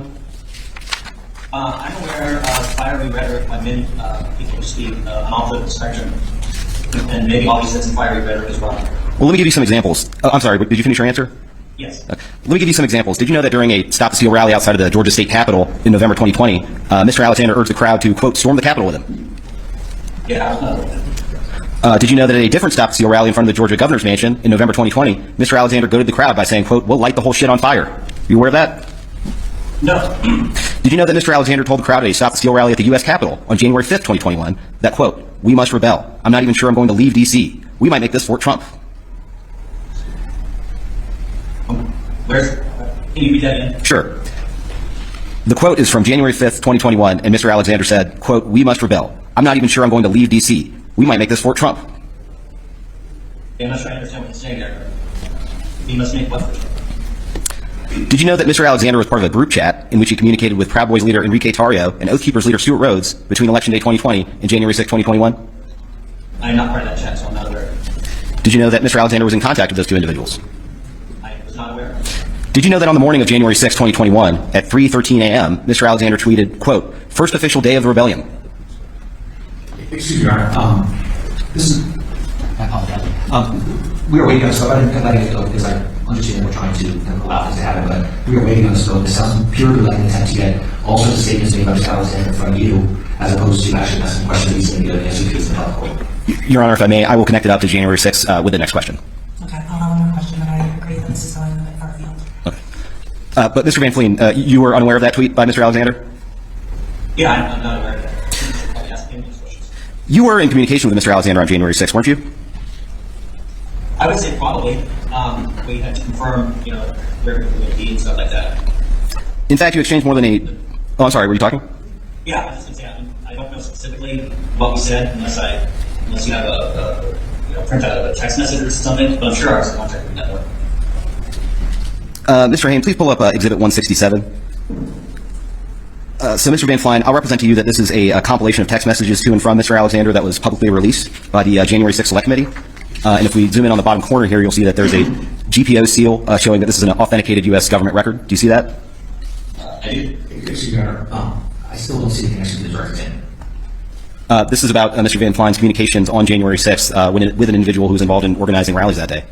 So I'm just going to let me see what happens, and then we can move to straight if no connection is made. Okay? Yes, thank you, Your Honor. So let's look at the text messages. And just a note here that some of the text is garbled and the commas appear as apostrophes. So we'll try our best to read it. And Mr. Van Flein, if you have any trouble, just let me know. But these aren't texts with Mr. Van Flein. They are. Oh, okay. So if we could go to page 34. Excuse me, Your Honor. I don't see how they are. I think we're just looking Oh, at yeah, we're looking at anything's coming out now. Yeah. So we're on page 34, and there's a text at 5:36 a.m. on January 6th. And Mr. Alexander texted you, "Non-speaking members of Congress need to be there by 8:30. We don't have a shuttle. I will make sure they have security escorts walking back to the Capitol when it is time for session." Do you see that? Yeah. Is that from me? That is from Mr. Alexander to you. And you two were communicating that morning about members of Congress attending the Ellipse rally that day. Is that right? That's a conspiracy. Well, object. These are my text messages. I was never notified. I was never subpoenaed for this. I've never given a chance to object to the disclosure of this text message. I don't know if it's authentic. I'm not authenticating this. This is the first I've ever seen this. So, Mr. Van Flein, as I mentioned, and as I represented to you, this is authenticated information released by the January 6th Select Committee, and it's been stamped by an official GPO seal. So this is an official government record, and I can... What I'm telling you is communications are not... I don't know if this is accurate. I don't care if you put a stamp on there. This information, this text messaging, if it is authentic, was not obtained lawfully. I was never served in a subpoena. Do you deny that... Mr. Van Flein, we're going to move on because he is allowed to ask you questions about this document, okay? And we understand that you didn't release these records, but they apparently were released by Mr. Alexander. So, Mr. Van Flein, going back to what the text message says, you two were communicating here about members of Congress attending the Ellipse rally that day. Is that about right? Yes? So members of Congress needed security escorts because there was potential for violence on that day. Isn't that right? There's a potential for violence every day when you're an elected official. There are many leftists and others who make threats to members of Congress, and other people make threats to members of Congress. So having security, we have security briefings regularly. We have to go to security to go into the Capitol, go into any of the office buildings. So dealing with potential violence is something that all elected officials have to be aware of. So let's go to page 35 to the text message at 5:37 a.m. And Mr. Alexander wrote to you here, quote, "We want 30 members minimum." And you responded, "Okay." Do you see that? I see this. Okay. And then to the next text, also on page 35 at 5:46 a.m., you wrote to Mr. Alexander, quote, "The objections are getting signed. They want a wet signature instead of auto pen. The doc can be signed quickly." Do you see that? Objection, Your Honor. Now we're getting into the issue about the certification of votes as opposed to the rally, which is what we talked about. So, Your Honor, my understanding was that there was a one-touch rule with these witnesses and that we get to ask all questions we want of the witnesses, particularly relating to the events of January 6th. While they're on the stand, we aren't able to recall the witnesses. So we believe that this is fair game. And it's also within the scope of direct because Mr. Van Flein testified about his activities on January 6th and his connection to the rally that day and Representative Gosar's activities that day. He also specifically testified that he had to get back to the office to work on exactly what these text messages are about. So I'm going to overrule the objection, and you can address any of these things on redirect, okay? Thank you, Your Honor. So again, you were referring in this text message to Representative Gosar's objections to the counting of Arizona's electoral college votes that day. Is that right? This is correct. And let's go to page 35 again at 5:48 a.m. on January 6th. Mr. Alexander texted you, quote, "Can we send an email to the entire House Freedom Caucus if they all need to be at the ellipse? POTUS wants force." Do you see that? I see that. And you responded, "We'll ask now." See that? Yeah, I see this. So, Mr. Van Flein, is it fair to say you were coordinating with Ali Alexander on January 6th? I was in communication with all. Yep. And these text messages show that he asked you to do things and then you did them. Well, I'm not sure if that email was out. Instead of that, I contacted the executive director for the Freedom Caucus. I may not. I didn't know if that's a fair statement. The text says we'll ask now. Whether it did ask now, I'm not sure. So you may have just lied to him? Is that what you're suggesting? No, what I'm saying is we're watching on the day, and I can't always get to everything that people want me to get to. So, Mr. Van Flein, I want to skip past the rally and talk about when you were at the Capitol building. You started texting with Mr. Alexander again, didn't you? I would bring more objection, Your Honor. We were waiting on direct. Just because he happened to go through, just because he mentioned that he went back to the Capitol for the county of the electorals, that was the substance of the testimony was about what happened at the Capitol and that we lives in the rally. And now we are waiting on that. Are you going to ask any questions about the siege of the Capitol? Both the siege and the electoral objections, which he had already testified about. And, Your Honor, we would submit that his testimony about the knowledge of violence that day and the attack that day is relevant and is within the scope of direct. And in fairness, we had no ability to recall this witness and ask him these questions. Your Honor, first of all, let me address the second piece first. They rested their case, they didn't call him. And if they had called him, at one time, it would have made it for us to talk to him at that point. It doesn't give them an opportunity to come back. The second piece is that, again, this was all about what happened at the ellipse. We're talking about the rally that was coordinated by Kremer and what happened there. And we're not talking, never once did we raise a question about the attack on the Capitol later on that day. And so he's trying to get all sorts of additional information that he doesn't even touch his direct testimony. So, Your Honor, as a practical matter, Well, first of all, what's on the witness list? he was not on our witness list, no. Okay, so you weren't going to call him, so the one-touch rule doesn't have any application. And I'm going to apply the, they give a limited, very, very limited direct to Mr. Van Flein.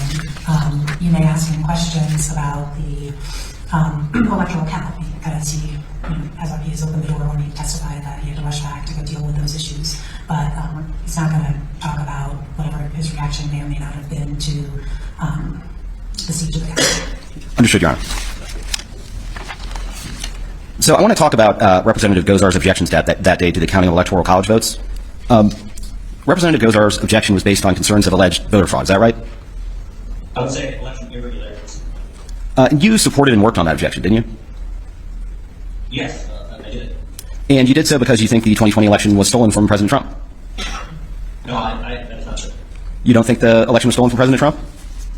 No, I don't know if that's true. What I worked on was there were reports from elected officials in Arizona, from county and state legislators, indicating that there were multiple irregularities. I don't know if it resulted in stealing the election from Trump.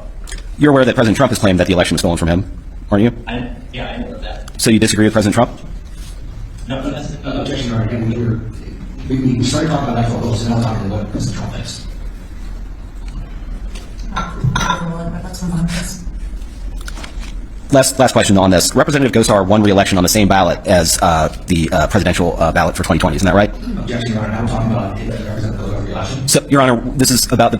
He just testified that there was voting irregularities, and that's why they were objecting on the floor of Congress. And his boss was elected in the exact same election. You can ask him whether he thought that was also there was whatever was irregularities in that election as well. Thank you. Mr. Van Flein, do you need me to repeat the question?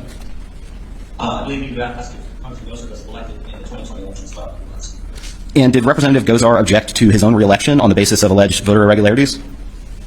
No, he did not have any concern that his election was contaminated with any election irregularities. Most of his voting counties at that time it was Yavapai, Mohave County, and Yuma County, and Paz County. None of those counties, even in the presidential election, protection concerns were implicated. It was Maricopa County and Kima County where the elected officials in Arizona had the most concern. In addition, Congressman Gosar got reelected, I think, 20-some points in that election, maybe 25 points. It was not close at all. Whereas in a close race, any election irregularities can be outcome determined. And in the case of Mr. Biden and President Trump, or President Biden and Mr. Trump, however you want to look at that, the election is far closer. And if there's an election irregularity within a 15,000 vote spread out of 2 or 3 million votes cast, it's a lot easier or a lot more concerning when you win by 20 points. It's not as urgent or concerning. Understood. President Trump carried the state of Arizona in 2016, isn't that right? To my knowledge, yeah. And did Representative Gosar object to President Trump's victory in that state in 2016? Objection, Your Honor. I'm going to sustain the objection. Let's move on, please. That was my final question. Thank you, Your Honor. Any redirect? Yes, Your Honor. Mr. Van Flein, counsel asked you about one of the J6 committee findings. Do you remember that? The Exhibit 107. Was that Exhibit 107? So I think it was Exhibit 78, finding 107. Oh, yes. Yeah, 70. Yeah, finding 107. Do you think that the January 6th committee's findings are credible? No, what I saw was very... Yeah, hold on. You're going to have to get closer and speak up because we're not hearing you. Yeah, the answer to that question is I don't think the January 6th committee was initiating an investigation in good faith. It started with a theory and conclusion, which is not a good way to start an investigation, and they selected evidence that they wanted, in my view. And when you say they selected evidence that they wanted, why is that a problem? Well, a fair investigation, you would want to consider all evidence and not discard or not even bother to investigate evidence that could run counter to the theory that you started with. Actually, a real investigation wouldn't even start with it. You would just start with reality facts and see what it was. They started with a conclusion and looked for evidence to support that conclusion. That's my fundamental disagreement with how that committee did its job. Thank you very much, Mr. Van Flein. No more questions, Your Honor. So I think he's done. Well, I don't know, I mean, if you'll really open up a whole new thing. What his opinions on the January 6th committee, so if they want to ask him about what the foundation is for those opinions, I'm going to let them. Okay. I don't know if they want to or not. Briefly, Your Honor. Mr. Van Flein, what visibility did you have into the process of the January 6th Select Committee? Say that again. What visibility did you have into the process of the January 6th Select Committee? Visibility I had was what was ever made public. I was not a member of that committee or a member of the staff, so I'm only aware of what was made public. So you have no personal knowledge of the inner workings of that committee? The inner workings? No, I was not on the committee with committee staff. Thank you. No further questions. For example, they missed the FBI report, the authority on this issue. And Your Honor, I would move to strike this answer. I can't hear you. We can't hear you, and there wasn't a question. Mr. Eddie, are you want to ask another question? Well, I was going to follow up on what he wanted to talk about. Fine, as long as it's personal knowledge, I'm not really interested in hearing about rumor. So, Mr. Van Flein, you were starting to talk about an FBI report. Is that correct? correct. I mentioned the FBI report. That's, to me, the FBI had already investigated whether there was any coordination between President Trump and any of the rally organizers in terms of planning violence or promoting violence or even expecting violence. And the issue report for Reuters is exclusive. This has nothing to do with the January 6th report and completely the opposite of what we did. It's also hearsay. He's talking about some report that I've never seen and nobody has presented as evidence in this case. It's an August 20th, 2021 story by Reuters. They have the report from the FBI saying there's no evidence that the Capitol attack was coordinated by anybody, that it was more or less a spontaneous situation on the ground. And that, my point is that the committee never even references this report and findings by the top law enforcement agency in the United States that was intended to determine the very issue this court is looking at right now, and that is whether President Trump or some of these people coordinated violence. The FBI said no. That's an August 20th, 2021 report and story by Reuters called Exclusive. The FBI finds scant evidence the United States Capitol attack is coordinated. And so because... I'm striking all of that testimony. If the interviewers want to put on as evidence an FBI report, I'm more than happy to consider it, but I'm not going to hear testimony from this gentleman about what some newspaper article said. I've excluded all newspaper articles in this case, and about a report that isn't before the court. So I'm striking all that testimony. I'm more than happy to look at the report itself if the interviewers want to put that on as evidence. All right, thank you, Your Honor. And we have no more questions. Okay. Anything from the Secretary of State? No, Your Honor. Anything from the Colorado Republican Party? No, Your Honor. Thank you so much for your testimony, Mr. Van Flein. You are released. Thank you. Your Honor, Mr. Gosar is going to call Mr. Bjorklund here. Joanna Biela is keying up the exhibits for him right now, and it may just take a minute or two. Okay, and am I correct that this will be the last witness this morning? Yes, ma'am. So it sounds like we'll have a longer break before Congressman Buck? Yeah, but he's planned to testify at 1 o'clock. Okay. Your Honor, if I may just step out again, Mr. Bjorklund. Oh, this is great. Yeah, he should be in person.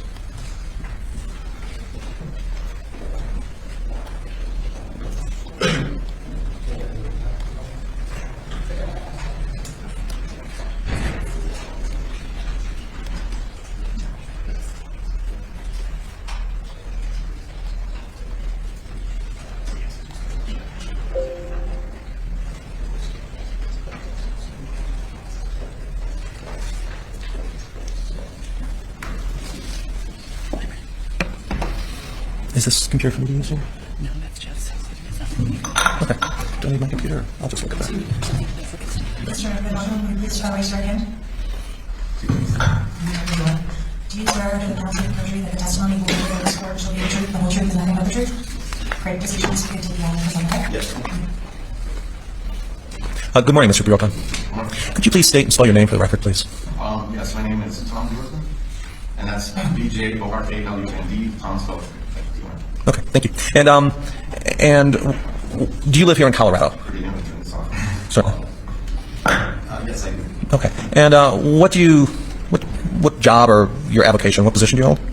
I'm the owner of Tactical Data Solutions, data company, a small investment company called Rocket Construction, and I serve as the state party, Republican Party treasurer.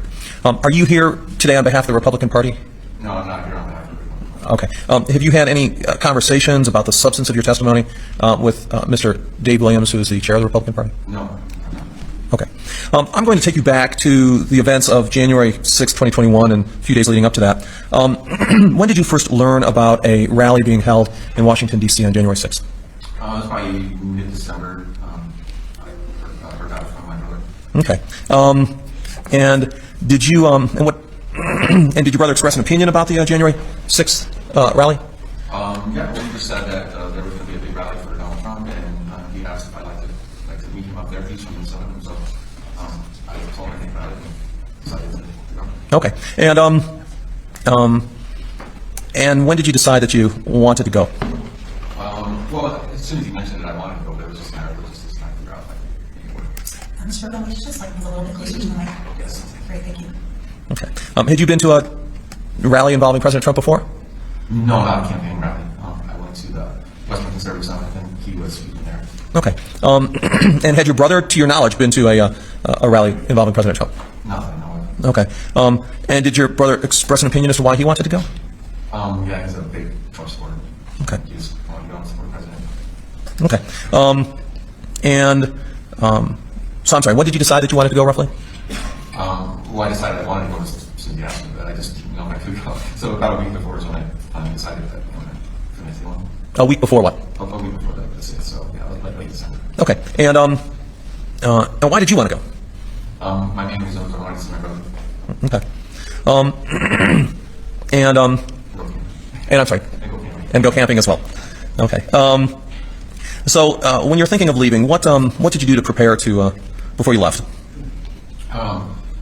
Just got the camping trailer ready, and I contacted some people that said they were going up there, and I contacted them. Decided I'd like to maybe have somebody to ride along with, and asked them to take me with anybody who wanted to ride. So you drove up there, is that correct? Yes. Did you wind up driving with anyone? Yeah, there was a gentleman they introduced me to named Travis, and I don't know his last name. He needed a ride, and so I told him I would include him. Okay. Did you have any conversations with any of your? Did you tell your family members that you were leaving? Did you have any conversations with them? Yeah, I told Hearsay. It is hearsay. I'm not sure what it is, or if it's offered. Why don't you? Let's see. I think we need to hear his answer before an objection is proper, Your Honor. Necessarily, it's asking him what he told other people out of court, but I'm going to follow that. Okay. Yeah, because I told my family that I was going out to go to Trump's speech on January 6th, and I told, I think I posted on Facebook that I was going to go up there. Okay. And did you have any conversations with your son about whether you're heading to Washington, D.C.? Yes, I told my son I was going. And what was the substance of those conversations? The main thing, he was concerned about my safety, and he was just worried about me. And why were you concerned about your safety? Definitely. And why is that? Well, I've seen videos of Beverly, Betty, or whatever her name is. She's a activists for pro-life causes, and somebody, Antifa, stabbed her in the back and tried to kill her. And then I saw a Portland riot, and they followed some Trump supporters, and they shot him in the back, killed him. I saw Rand Paul get attacked by Antifa, Black Lives Matter. Objection, Your Honor, relatives. It goes, What is the relevance? it goes to his state of mind and the motivation for some actions that he took in going up to January 6th. And why is your state of mind relevant? If you give me a few more questions, Your Honor, I think I'll tie it up, and if opposing counsel seeks to strike, we can deal with it then, Your Honor. I'll let you proceed, Mr. Gosar. Okay. So based on the concerns you had, did you or your son, did you take any action for preparations before you left? Yeah, my son offered me, it's called a field carrier, it's like body armor. Okay. And He wanted me to wear it in case I got shot by Antifa or stabbed or something. okay. And what's your son's occupation? He works for the laundry police department. Okay. And okay. Did you in fact take that? You called it a plate carrier or body armor? Yeah. Did you take that or load it in your vehicle? Yeah, I took it with me and I put it in the back of the truck, in the backseat. Okay. How long did it take you to get to Washington, D.C.? We drove straight through. I left the Denver area and I picked up Travis, and then we drove straight through. It was about 24 hours or 25 hours, something like that. Okay. And when you got to D.C., where did you stay? I stayed at a campground, maybe 20 minutes from D.C. area. Okay. I'm going to play for you a video. Could you do number 1,000, please? I want you to take a look at this video, Mr. Bjorklund.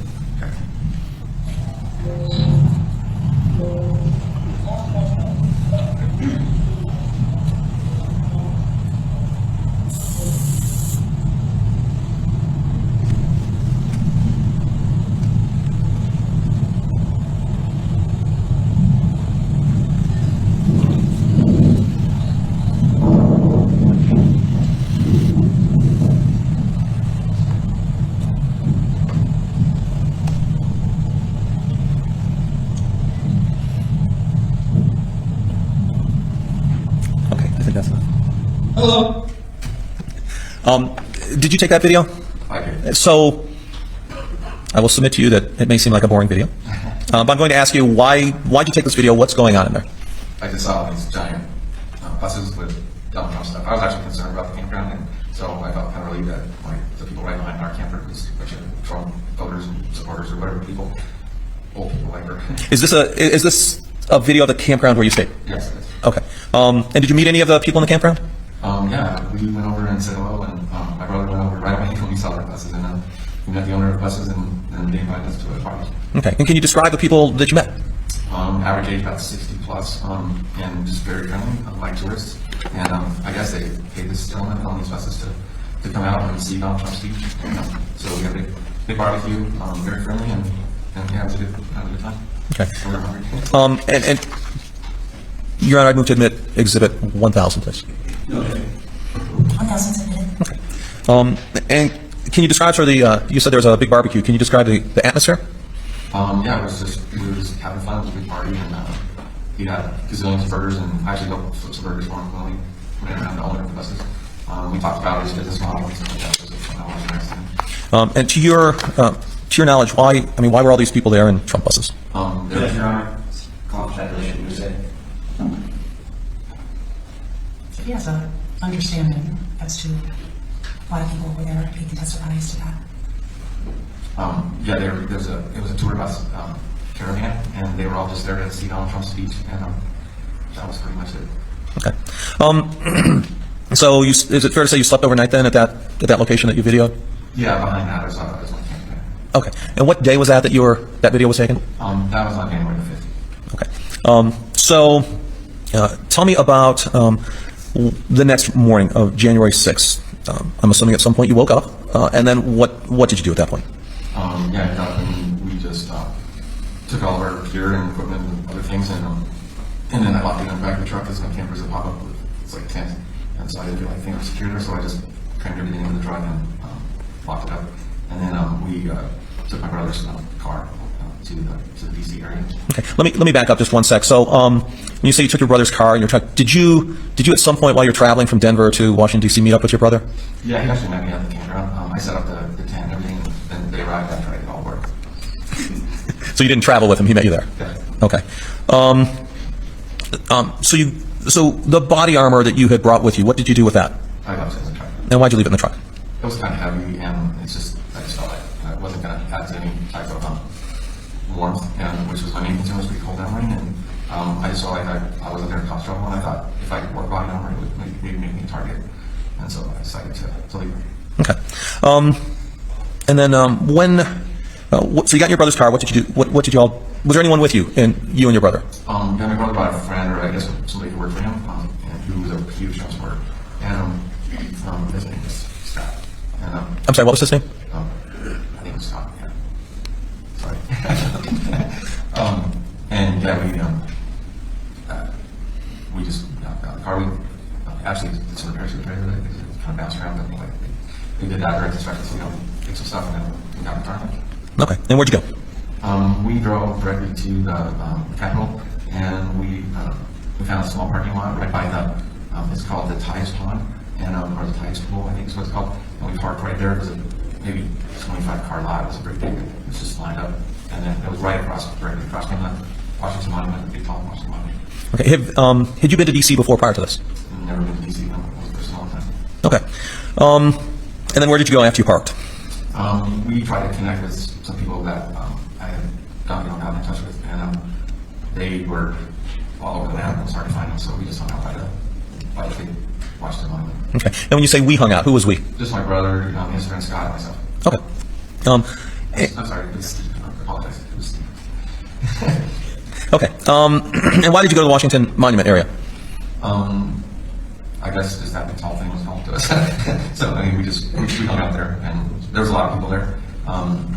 And it looked like the ellipse area was really packed, and I don't really like the crowd, so we just hung out at the monument. So is it fair to say you were there to listen to President Trump's speech? Oh, yeah, we were there, definitely. So listen to speeches, yeah. Okay. And from your position near the Washington Monument, did you think that you were able to listen to the speech? Yeah, they had a bunch of speakers set up so we could hear what was going on. And we listened to some of the speeches. Okay. Can you play Exhibit 1001, please?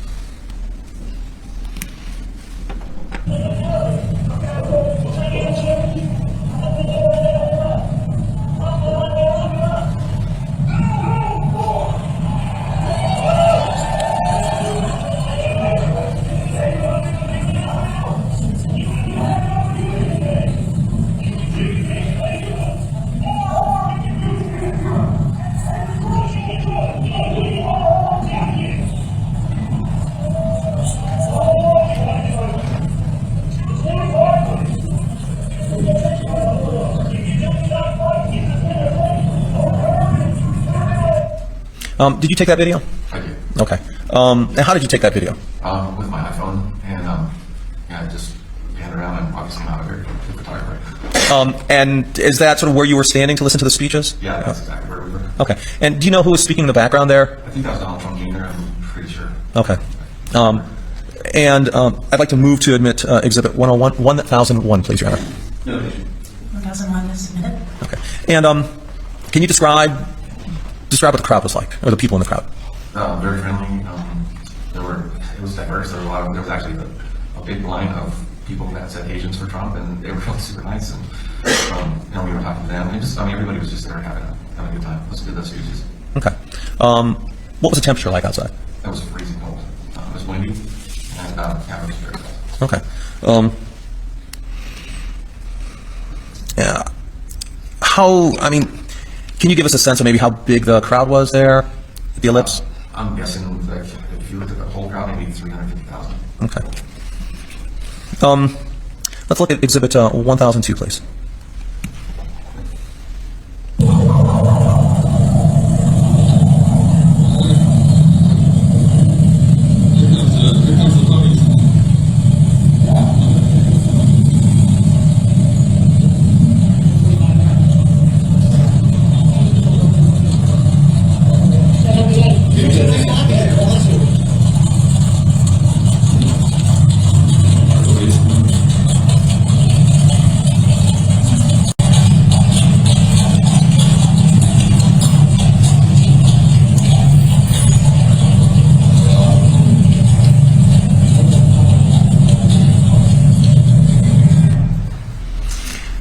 take that video? I did. So what's going on in there? Well, we, all these motorcycles pulled up, and I thought it was pretty cool, so I got my camera and started filming. They're on these Harleys, and then the horses came up, and I believe that was Park Police. And my brother was saying, "God bless you guys." And there was a woman there, you could hear her in the background. And people were just kind of... Mr. Purple, would you mind just orienting for me, like, where you were versus where the speeches were happening? I know you said you could hear them on speakers, but, like, how far were you from where the action was happening? Yeah, the speeches were kind of boring, and so we just decided to walk across the street from the Washington Monument, and we went over to, I think there's a World War II monument. There was a monument there, and we wanted to see that. And so we just walked over there to take a look, and then and that's where the Park Police were. So it's very close to where we were actually at. You can see the monument right there. How far was the monument where you were on the original video from where the speeches were taking place? It was probably 100 yards or a couple hundred yards, maybe a couple football. So a few football fields? Yeah, a couple. Thank you, sorry, I just not wanting to. I was planning on going there next. No, which is fine. I just want to make sure. Do you have a good understanding, Your Honor? Do you? Hijacking your... No, he's an open book, Mr. Bjorklund. So, but I want to make sure. Do you have a sense of comfort having a sense of where he was there? And was the crowd continuous from the monument to where the speeches were taking place? Yeah, it was very packed. It was less so by the monument. I think most of the crowd wanted me closer to Donald Trump, and I wanted to be more away from the crowd. Go ahead, sorry, Mr. Gosar. Oh, no problem, Your Honor. Your Honor, I'd move to admit Exhibit 1002. 1002 submitted. Okay. And then after sort of looking at I'll call it a motorcade and the horses, did you move back to listen to the speech? Yeah, we went back. We wanted to hear Donald Trump, and there were like a whole string of people before, so then we went back across the street because we wanted to hear Donald Trump's speech. Okay. Could you play Exhibit 1003, please?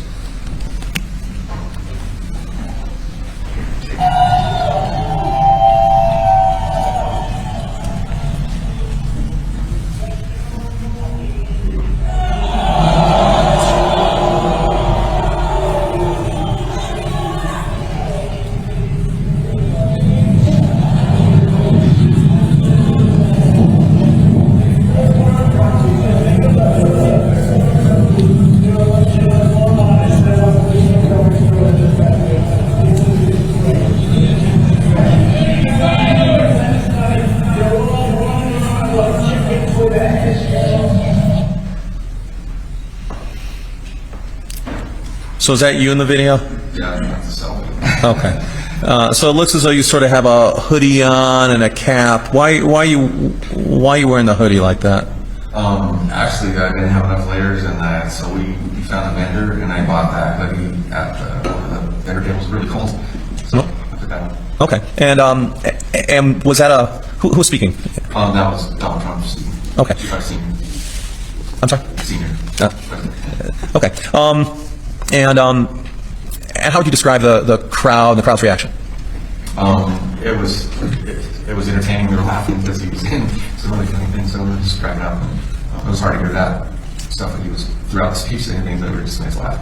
We were just having fun hanging out. And when you say we were having fun hanging out, who are you referring to when you say we? My brother, Steve, and we just talked to all the people around. Everybody was pretty happy and just being there listening to the speech. Was there sort of laughter in addition to yourselves? Were other people sort of laughing at what some of what President Trump said? Yeah, definitely very entertaining. Okay. I would move to admit exhibit number 1003, Your Honor. Okay.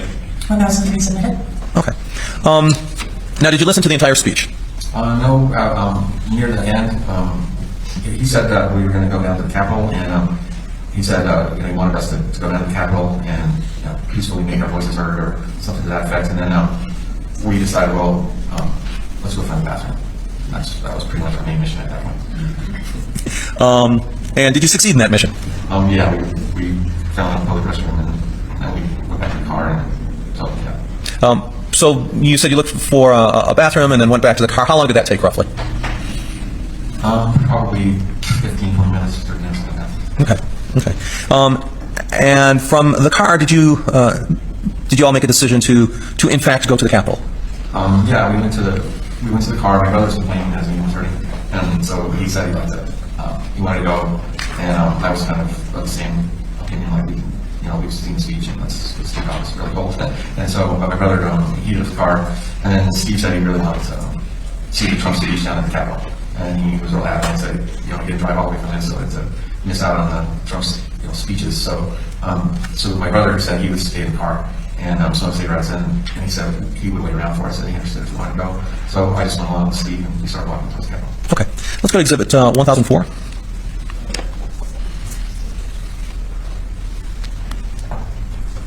Can you play that, please?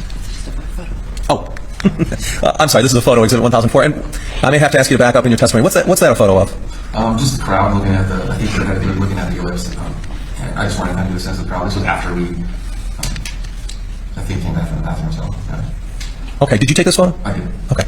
I'd like to move to admit this Exhibit 1004. No objection. 1004 is admitted. You said this was at the ellipse stop? Yeah, I think it's looking for your website. I believe, yeah. From the Washington Monument? Yes. And was this? Let me ask you again. Was this during the speech, or was this after you had gone to the car and come back? I believe it was after. I think that's. Actually, that might have been during the speech because there was still a lot of people there. Okay. Can you orient? Was this before you started walking to the Capitol? Yes. Okay. Let's go to Exhibit 1005, please. This is another photo. Did you take this photo? Yeah, these were just taken in succession. So. Okay. So is it fair to say this is another photo of the crowd looking towards the ellipse? Yeah. Okay. I'd move to admit this photo, Your Honor. No objection. 1005 submitted. And finally, Exhibit 1006, please.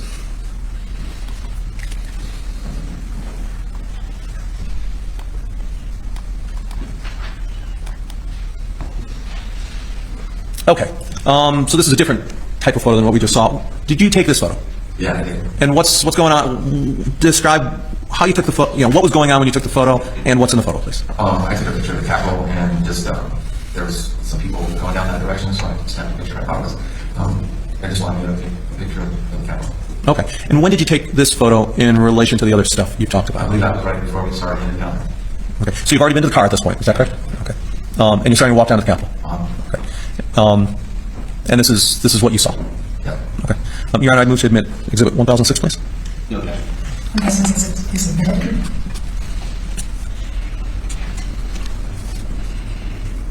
Okay. Let's look at Exhibit 1007, please.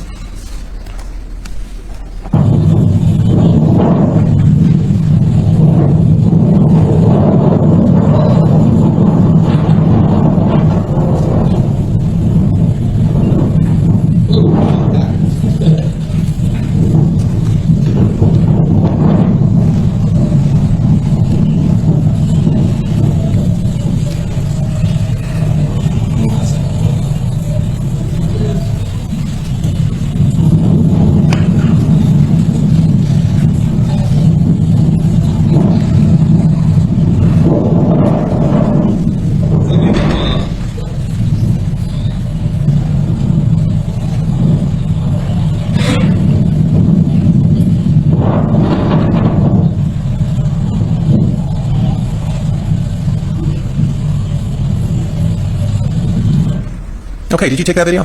Yes, I did. And when did you take that video in relation to the last photo we saw? That was immediately following that last photo, and we just were heading down to the Capitol building. Okay. I don't know if there's any more detail to ask beyond that.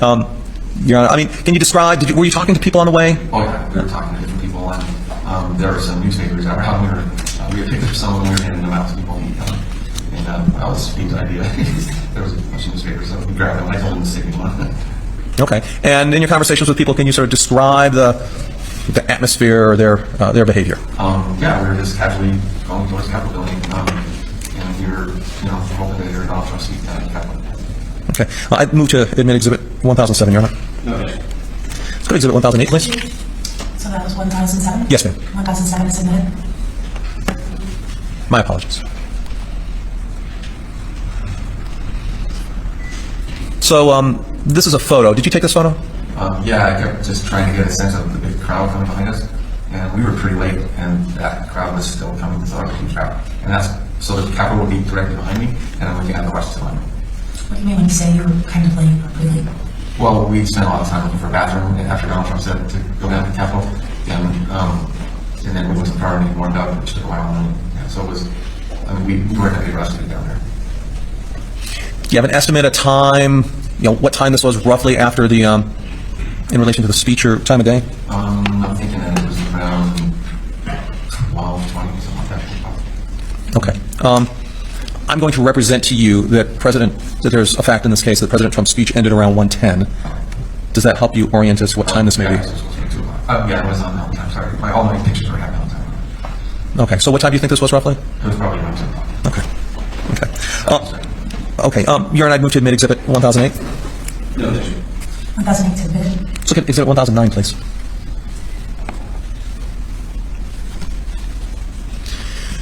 So this is another photo. Did you take this photo? Yeah, I was following that first one. I just zoomed in on that crowd and then Washington Monument. Okay, so at this point your back is to the Capitol, is that correct? Yes. Okay, and then you're facing the Washington Monument. Okay.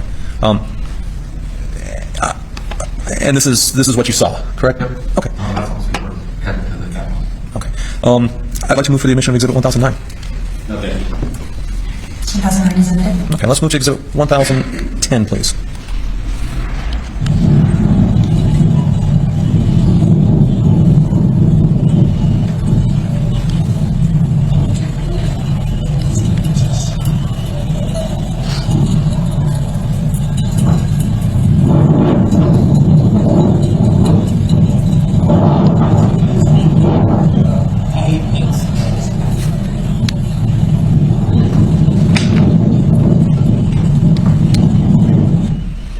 So did you take that video? I did. Okay, and just tell me what that's a video of.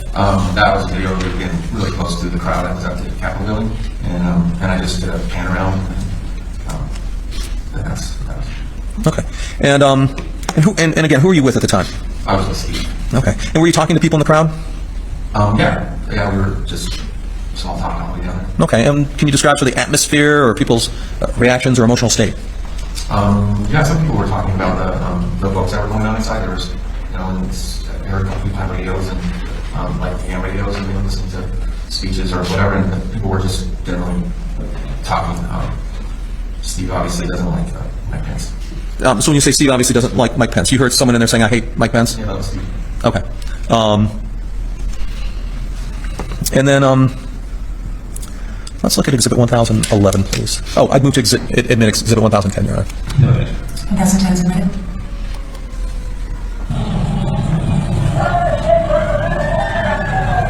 Can you put that on pause, please?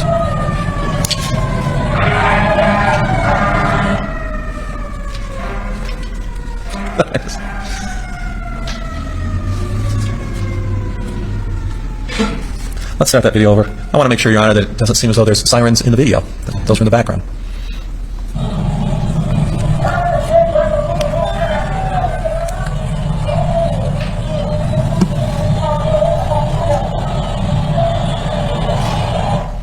Okay, did you take that video? I did. Okay. Now I'm going to ask you some questions. So are you closer to the Capitol than the last video? Yeah, we on our way there, we heard these explosions, and Steve said, "Hey, they're lighting off fireworks." And so we were looking in the sky. We were looking for fireworks, but we didn't see any fireworks. We thought that it was in honor of Trump speaking. We thought we were late to the speech, so we kind of just got closer to the crowd.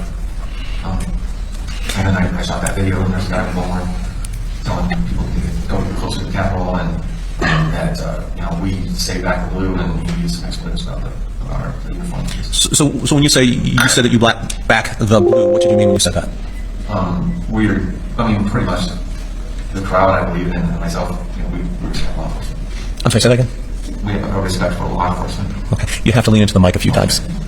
And so there's a person, we heard a person with a megaphone. You spoke with that person? No, I mean, well, perhaps, I mean, not really. He was yelling things at us, and I just kind of told him where to go. So you yelled back at him? Yeah. Okay.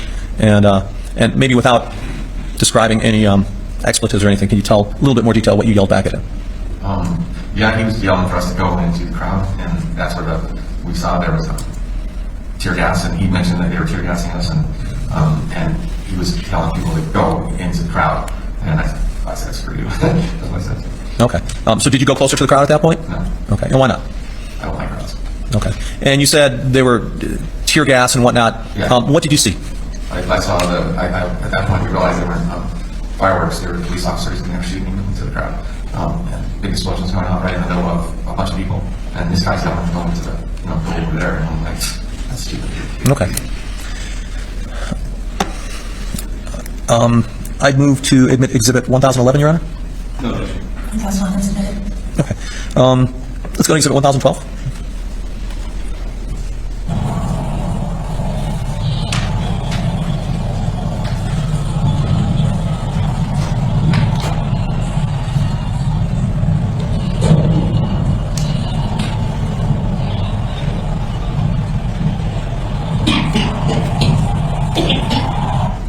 Okay, did you take that video? I did. Now, where were you in relation to the Capitol at this point?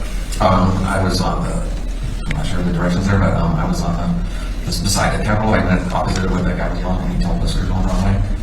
But I went, there was looks like some temporary bathrooms that were set up, and we walked over that way, and I just was coming around the side of the Capitol. Okay, so I'm going to orient you. So you're walking earlier with the Washington Monument behind you and the Capitol in front of you. And when you said you went to the side of the Capitol, did you go to your right or left? Went to the right. Okay. And so you're walking around the Capitol at this point? Yeah, behind temporary bathrooms, I guess that. Okay. And then you heard well, it sounded like there was a big bang in there. What's going on with that? Yeah, they were still shooting flashbangs and tear gas into the crowd, and so I didn't want to be there. Okay. At this point, did you see any violence, anyone hurting anyone else? Only the Capitol Police, that's all I can see from where I was. I mean, just shooting flashbangs and stuff at people. Okay. And from what you could see from where you were, what were people that you were able to see or in the crowd doing at that point? A lot of them were in disbelief, and they were, just saying they can't believe they're shooting at us. And people were just talking about what was going on, and I just felt like, well, they obviously don't want us in that spot. Okay. Were people in your area of the crowd moving towards the Capitol, away, staying stationary? What were they doing as far as movement goes? Most people were standing there. They weren't moving towards the Capitol, and I avoided the big crowd. So, where they were shooting, they clearly didn't want to go over there. So, I didn't go there. And I was at that point I lost speed somehow. I don't know where it went. I turned around and was gone. Okay. So at this point you were alone? Yeah. Okay. Your Honor, I'd move to introduce Exhibit 1012. No, So 1012 is submitted. Okay. Let's go to Exhibit 1013, please.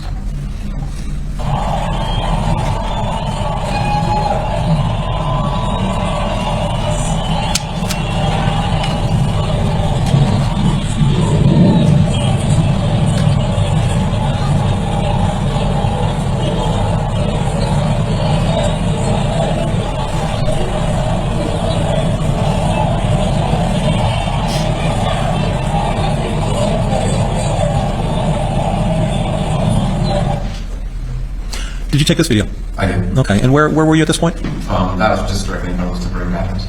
Okay. Still, how about in relation to the Capitol? It's near the scaffolding, so it was again on the right side of the Capitol, and I tried to get a view of the scaffolding where a lot of people were, and so I just tried to go.